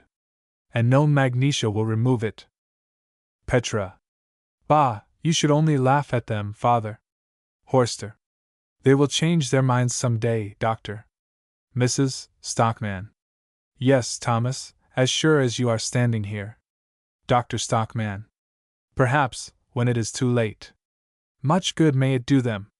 They may wallow in their filth then and rue the day when they drove a patriot into exile. When do you sail, Captain Horster? Horster. That was just what I had come to speak about. Dr. Stockman. Why, has anything gone wrong with the ship? Horster. No, but what has happened is that I am not to sail in it. Petra. Do you mean that you have been dismissed from your command? Horster, smiling. Yes, that's just it. Petra. You too. Mrs. Stockman. There, you see, Thomas. Dr. Stockman. And that for the truth's sake. Oh, if I had thought such a thing possible. Horster. You mustn't take it to heart. I shall be sure to find a job with some shipowner or other, elsewhere. Dr. Stockman. And that is this man Vic, a wealthy man, independent of everyone and everything. Shame on him. Horster. He is quite an excellent fellow otherwise. He told me himself he would willingly have kept me on, if only he had dared. Dr. Stockman. But he didn't dare? No, of course not. Horster. It is not such an easy matter, he said, for a party man. Dr. Stockman. The worthy man spoke the truth. A party is like a sausage machine. It mashes up all sorts of heads together into the same mincemeat, fatheads and blockheads, all in one mash. Mrs. Stockman. Come, come, Thomas dear. Petra to Horster. If only you had not come home with us, things might not have come to this pass. Horster. I do not regret it. Petra, holding out her hand to him. Thank you for that. Horster, to Dr. Stockman. And so what I came to say was that if you are determined to go away, I have thought of another plan. Dr. Stockman. That's splendid. If only we can get away at once. Mrs. Stockman. Hush, wasn't that someone knocking? Petra. That is Uncle, surely. Dr. Stockman. Aha! Calls out, come in. Mrs. Stockman. Dear Thomas, promise me definitely. Peter Stockman comes in from the hall. Peter Stockman. Oh, you are engaged. In that case I will. Dr. Stockman. No, no, come in. Peter Stockman. But I wanted to speak to you alone. Mrs. Stockman. We will go into the sitting room in the meanwhile. Horster. And I will look in again later. Dr. Stockman. No, go in there with them, Captain Horster. I want to hear more about. Horster. Very well, I will wait then. He follows Mrs. Stockman and Petra into the sitting room. Dr. Stockman. I dare say you find it rather draughty here today. Put your hat on. Peter Stockman. Thank you if I may. Does so. I think I caught cold last night. I stood and shivered. Dr. Stockman. Really? I found it warm enough. Peter Stockman. I regret that it was not in my power to prevent those excesses last night. Dr. Stockman. Have you anything in particular to say to me besides that? Peter Stockman, taking a big letter from his pocket. I have this document for you, from the Baths Committee. Dr. Stockman. My dismissal? Peter Stockman. Yes, dating from today. Lays the letter on the table. It gives us pain to do it, but to speak frankly, we dare not do otherwise on account of public opinion. Dr. Stockman, smiling. Dared not? I seem to have heard that word before today. Peter Stockman. I must beg you to understand your position clearly. For the future you must not count on any practice whatever in the town. Dr. Stockman. Devil take the practice. But why are you so sure of that? Peter Stockman. The Householders' Association is circulating a list from house to house. All right-minded citizens are being called upon to give up employing you, and I can assure you that not a single head of a family will risk refusing his signature. They simply dare not. Dr. Stockman. No, no, I don't doubt it. But what then? Peter Stockman. If I might advise you, it would be best to leave the place for a little while. Dr. Stockman. Yes, the propriety of leaving the place has occurred to me. Peter Stockman. Good. And then, when you have had 6 months to think things over, if, after mature consideration, you can persuade yourself to write a few words of regret, acknowledging your error. Dr. Stockman. I might have my appointment restored to me, do you mean? Peter Stockman. Perhaps. It is not at all impossible. Dr. Stockman. But what about public opinion, then? Surely you would not dare to do it on account of public feeling. Peter Stockman. Public opinion is an extremely mutable thing. And to be quite candid with you, it is a matter of great importance to us to have some admission of that sort from you in writing. Dr. Stockman. Oh, that's what you are after, is it? I will just trouble you to remember what I said to you lately about foxy tricks of that sort. Peter Stockman. Your position was quite different then. At that time you had reason to suppose you had the whole town at your back. Dr. Stockman. Yes, and now I feel I have the whole town on my back, flaring up. I would not do it if I had the devil and his dam on my back. Never, never, I tell you. Peter Stockman. A man with a family has no right to behave as you do. You have no right to do it, Thomas. Dr. Stockman. I have no right. There is only one single thing in the world a free man has no right to do. Do you know what that is? Peter Stockman. No. Dr. Stockman. Of course you don't, but I will tell you. A free man has no right to soil himself with filth. He has no right to behave in a way that would justify his spitting in his own face. Peter Stockman. This sort of thing sounds extremely plausible, of course, and if there were no other explanation for your obstinacy. But as it happens that there is. Dr. Stockman. What do you mean? Peter Stockman. You understand very well what I mean. But, as your brother and as a man of discretion, I advise you not to build too much upon expectations and prospects that may so very easily fail you. Dr. Stockman. What in the world is all this about? Peter Stockman. Do you really ask me to believe that you are ignorant of the terms of Mr. Keel's will? Dr. Stockman. I know that the small amount he possesses is to go to an institution for indigent old workpeople. How does that concern me? Peter Stockman. In the first place, it is by no means a small amount that is in question. Mr. Keel is a fairly wealthy man. Dr. Stockman. I had no notion of that. Peter Stockman. Hadn't you really? Then I suppose you had no notion, either, that a considerable portion of his wealth will come to your children, you and your wife having a life rent of the capital. Has he never told you so? Dr. Stockman. Never, on my honor. Quite the reverse. He has consistently done nothing but fume at being so unconscionably heavily taxed. But are you perfectly certain of this, Peter? Peter Stockman. I have it from an absolutely reliable source. Dr. Stockman. Then, thank God, Catherine is provided for, and the children too. I must tell her this at once, calls out Catherine, Catherine. Peter Stockman, restraining him. Hush, don't say a word yet. Mrs. Stockman, opening the door. What is the matter? Dr. Stockman. Oh, nothing, nothing, you can go back. She shuts the door. Dr. Stockman walks up and down in his excitement. Provided for, just think of it, we are all provided for. And for life. What a blessed feeling it is to know one is provided for. Peter Stockman. Yes, but that is just exactly what you are not. Mr. Keel can alter his will any day he likes. Dr. Stockman.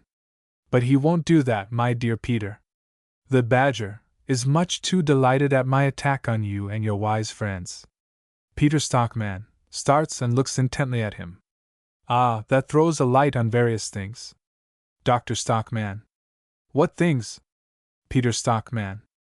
I see that the whole thing was a combined maneuver on your part and his. These violent, reckless attacks that you have made against the leading men of the town, under the pretense that it was in the name of truth. Dr. Stockman. What about them? Peter Stockman. I see that they were nothing else than the stipulated price for that vindictive old man's will. Dr. Stockman, almost speechless. Peter, you are the most disgusting plebeian I have ever met in all my life. Peter Stockman. All is over between us. Your dismissal is irrevocable. We have a weapon against you now. Goes out. Dr. Stockman. For shame! For shame! Calls out. Catherine, you must have the floor scrubbed after him. What's her name? Devil take it, the girl who has always got soot on her nose. Mrs. Stockman. In the sitting room. Hush, Thomas, be quiet. Petra, coming to the door. Grandfather is here, asking if he may speak to you alone. Dr. Stockman. Certainly he may. Going to the door. Come in, Mr. Keel. Morton Keel comes in. Dr. Stockman shuts the door after him. What can I do for you? Won't you sit down? Morton Keel. I won't sit. Looks around. You look very comfortable here today, Thomas. Dr. Stockman. Yes, don't we? Morton Keel. Very comfortable, plenty of fresh air. I should think you have got enough today of that oxygen you were talking about yesterday. Your conscience must be in splendid order today, I should think. Dr. Stockman. It is. Morton Keel. So I should think. Taps his chest. Do you know what I have got here? Dr. Stockman. A good conscience, too, I hope. Morton Keel. Bah, no, it is something better than that. He takes a thick pocket book from his breast pocket, opens it, and displays a packet of papers. Dr. Stockman, looking at him in astonishment. Shares in the baths? Morton Keel. They were not difficult to get today. Dr. Stockman. And you have been buying? Morton Keel. As many as I could pay for. Dr. Stockman. But, my dear Mr. Keel, consider the state of the baths affairs. Morton Keel. If you behave like a reasonable man, you can soon set the baths on their feet again. Dr. Stockman. Well, you can see for yourself that I have done all I can, but they are all mad in this town. Morton Keel. You said yesterday that the worst of this pollution came from my tannery.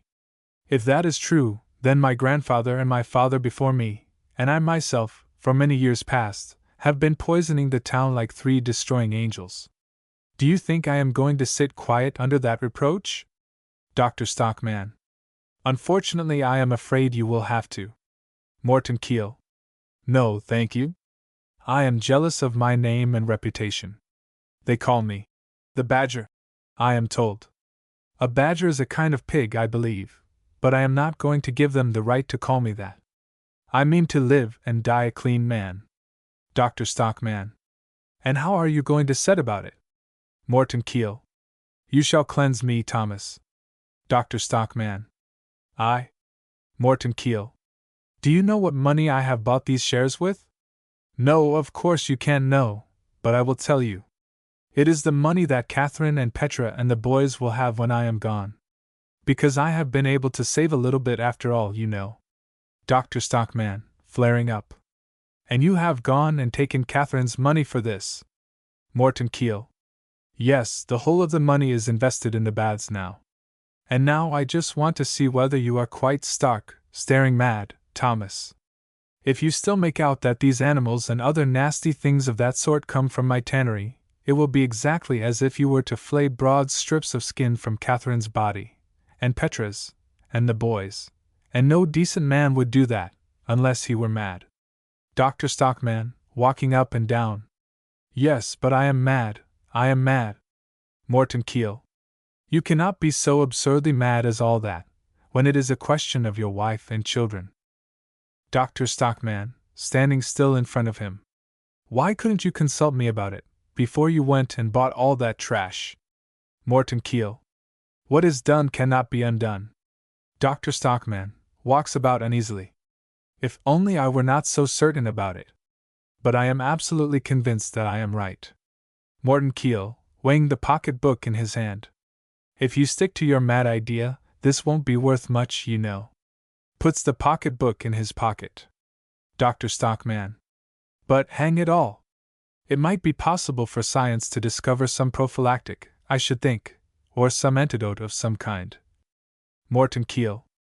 To kill these animals, do you mean? Dr. Stockman. Yes, or to make them innocuous. Morton Keel. Couldn't you try some ratsbane? Dr. Stockman. Don't talk nonsense. They all say it is only imagination, you know. Well, let it go at that. Let them have their own way about it. Haven't the ignorant, narrow-minded curs reviled me as an enemy of the people, and haven't they been ready to tear the clothes off my back too?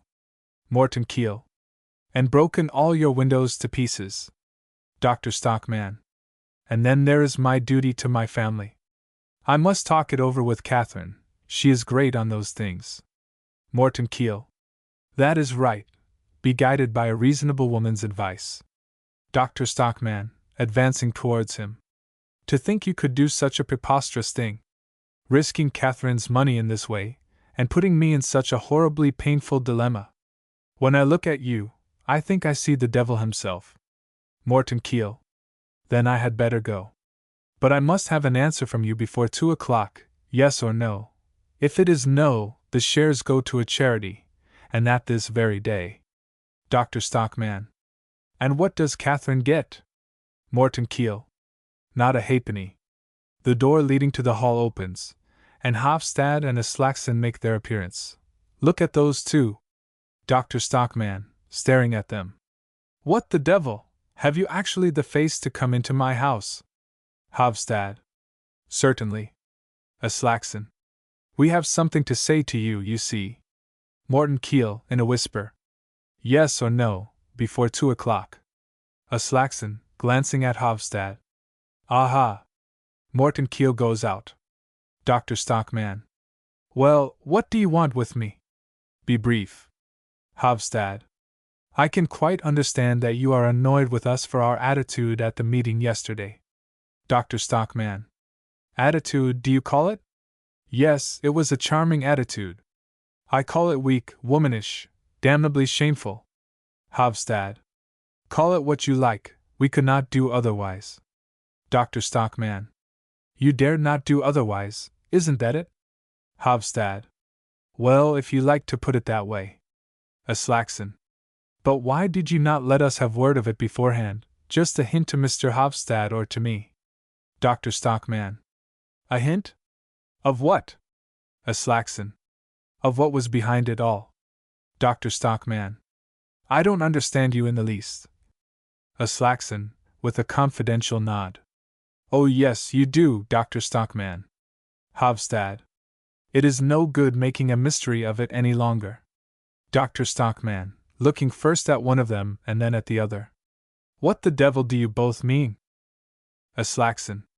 May I ask if your father-in-law is not going round the town buying up all the shares in the baths? Dr. Stockman. Yes, he has been buying baths shares today, but… Aslaxon.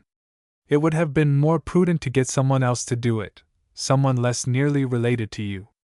Hofstad. And you should not have let your name appear in the affair. There was no need for anyone to know that the attack on the baths came from you. You ought to have consulted me, Dr. Stockman. Dr. Stockman looks in front of him, then a light seems to dawn on him, and he says in amazement, Are such things conceivable? Are such things possible? Aslaxon, with a smile. Evidently they are. But it is better to use a little finesse, you know. Hofstad. And it is much better to have several persons in a thing of that sort, because the responsibility of each individual is lessened when there are others with him. Dr. Stockman, composedly. Come to the point, gentlemen. What do you want? Aslaxon. Perhaps Mr. Hofstad had better. Hofstad. No, you tell him, Aslaxon. Aslaxon. Well, the fact is that, now we know the bearings of the whole affair, we think we might venture to put the People's Messenger at your disposal. Dr. Stockman. Do you dare do that now? What about public opinion? Are you not afraid of a storm breaking upon our heads? Hofstad. We will try to weather it. Aslaxon. And you must be ready to go off quickly on a new tack, Doctor. As soon as your invective has done its work. Dr. Stockman. Do you mean, as soon as my father-in-law and I have got hold of the shares at a low figure? Hofstad. Your reasons for wishing to get the control of the baths are mainly scientific, I take it. Dr. Stockman. Of course, it was for scientific reasons that I persuaded the old badger to stand in with me in the matter.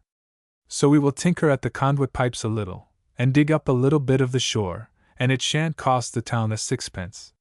That will be all right, eh? Hovstad. I think so, if you have the People's Messenger behind you. Aslaxon. The press is a power in a free community. Dr. Stockman. Quite so. And so is public opinion. And you, Mr. Aslaxon, I suppose you will be answerable for the Householders' Association? Aslaxon. Yes, and for the Temperance Society. You may rely on that. Dr. Stockman. But, gentlemen, I really am ashamed to ask the question, but what return do you? Hovstad. We should prefer to help you without any return whatever, believe me. But the People's Messenger is in rather a shaky condition.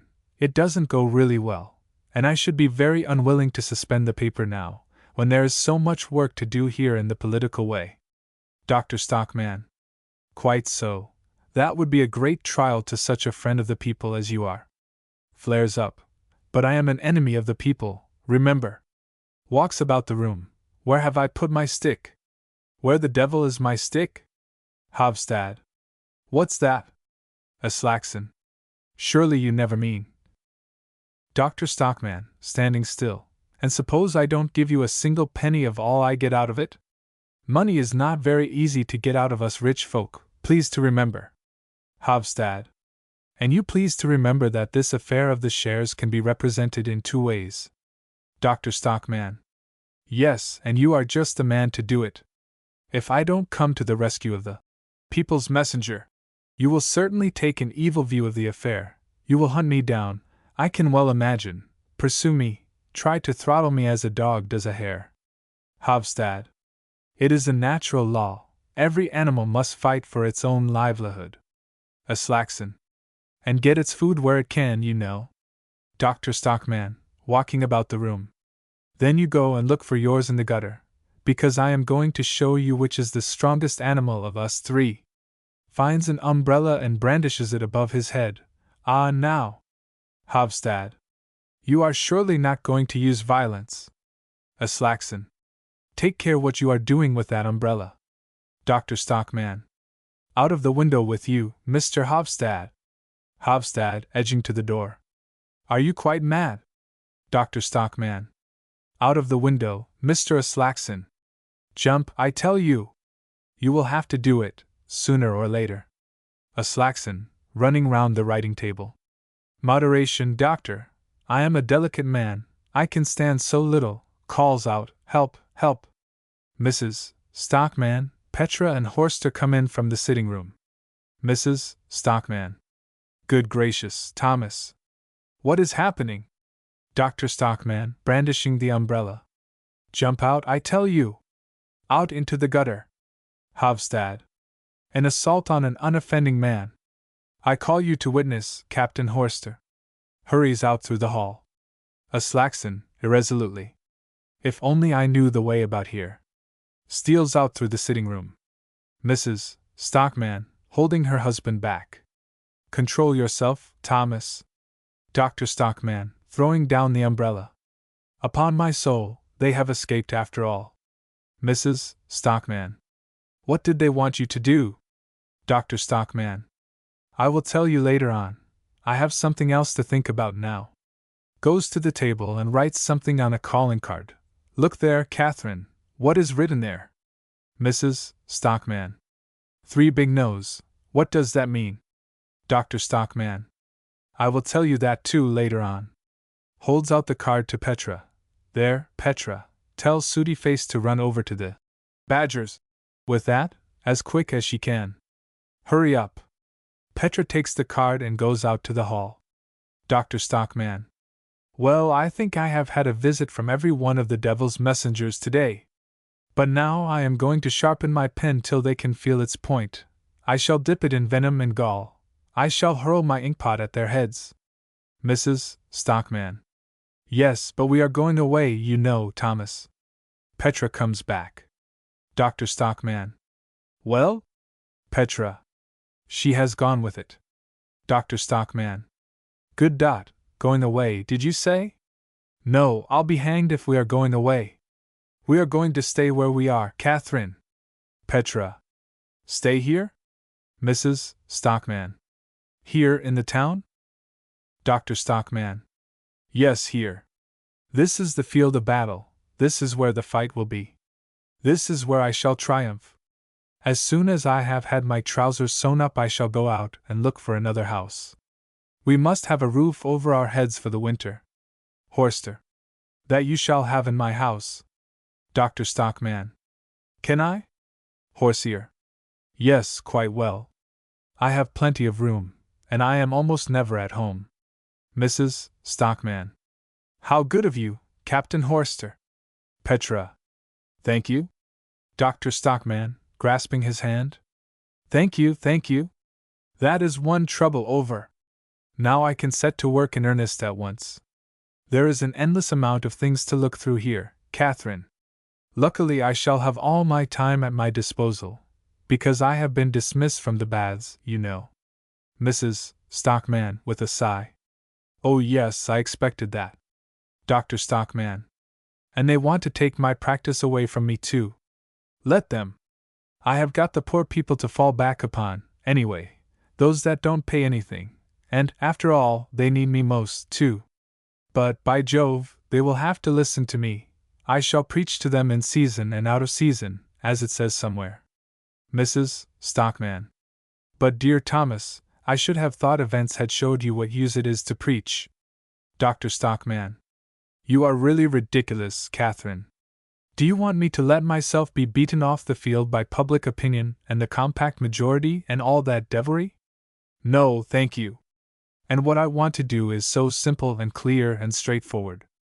I only want to drum into the heads of these curs the fact that the liberals are the most insidious enemies of freedom, that party programs strangle every young and vigorous truth, that considerations of expediency turn morality and justice upside down, and that they will end by making life here unbearable. Don't you think, Captain Horster, that I ought to be able to make people understand that? Horster. Very likely. I don't know much about such things myself. Dr. Stockman. Well, look here. I will explain. It is the party leaders that must be exterminated. A party leader is like a wolf, you see, like a voracious wolf. He requires a certain number of smaller victims to prey upon every year, if he is to live. Just look at Hofstad and Aslaxen. How many smaller victims have they not put an end to, or at any rate maimed and mangled until they are fit for nothing except to be householders or subscribers to the People's Messenger? Sits down on the edge of the table. Come here, Catherine. Look how beautifully the sun shines today. And this lovely spring air I am drinking in.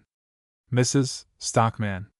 Yes, if only we could live on sunshine and spring air, Thomas. Dr. Stockman.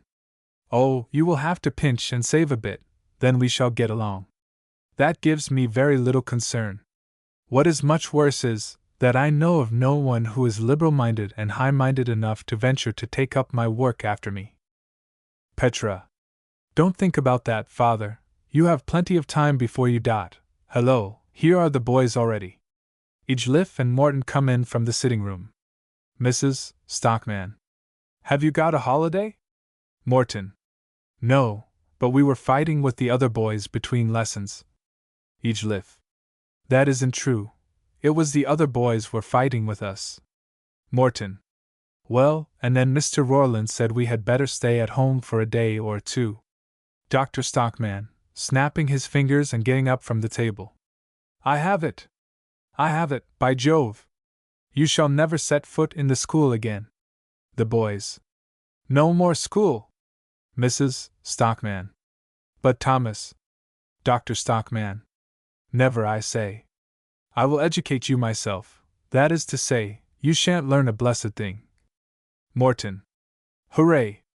Dr. Stockman. But I will make liberal-minded and high-minded men of you. You must help me with that, Petra. Petra, yes, father, you may be sure I will. Dr. Stockman. And my school shall be in the room where they insulted me and called me an enemy of the people. But we are too few as we are. I must have at least 12 boys to begin with. Mrs. Stockman. You will certainly never get them in this town. Dr. Stockman. We shall. To the boys. Don't you know any street urchins, regular ragamuffins? Morton. Yes, father, I know lots. Dr. Stockman. That's capital. Bring me some specimens of them. I am going to experiment with curs, just for once. There may be some exceptional heads among them. Morton. And what are we going to do, when you have made liberal-minded and high-minded men of us? Dr. Stockman. Then you shall drive all the wolves out of the country, my boys. Edgeliff looks rather doubtful about it. Morton jumps about crying, Hurrah! Mrs. Stockman. Let us hope it won't be the wolves that will drive you out of the country, Thomas. Dr. Stockman. Are you out of your mind, Catherine? Drive me out. Now, when I am the strongest man in the town. Mrs. Stockman. The strongest, now? Dr. Stockman. Yes, and I will go so far as to say that now I am the strongest man in the whole world. Morton. I say. Dr. Stockman, lowering his voice. Hush! You mustn't say anything about it yet, but I have made a great discovery. Mrs. Stockman. Another one? Dr. Stockman. Yes. Gathers them round him, and says confidentially, it is this, let me tell you, that the strongest man in the world is he who stands most alone. Mrs. Stockman, smiling and shaking her head. Oh, Thomas, Thomas! Petra, encouragingly, as she grasps her father's hands. Father!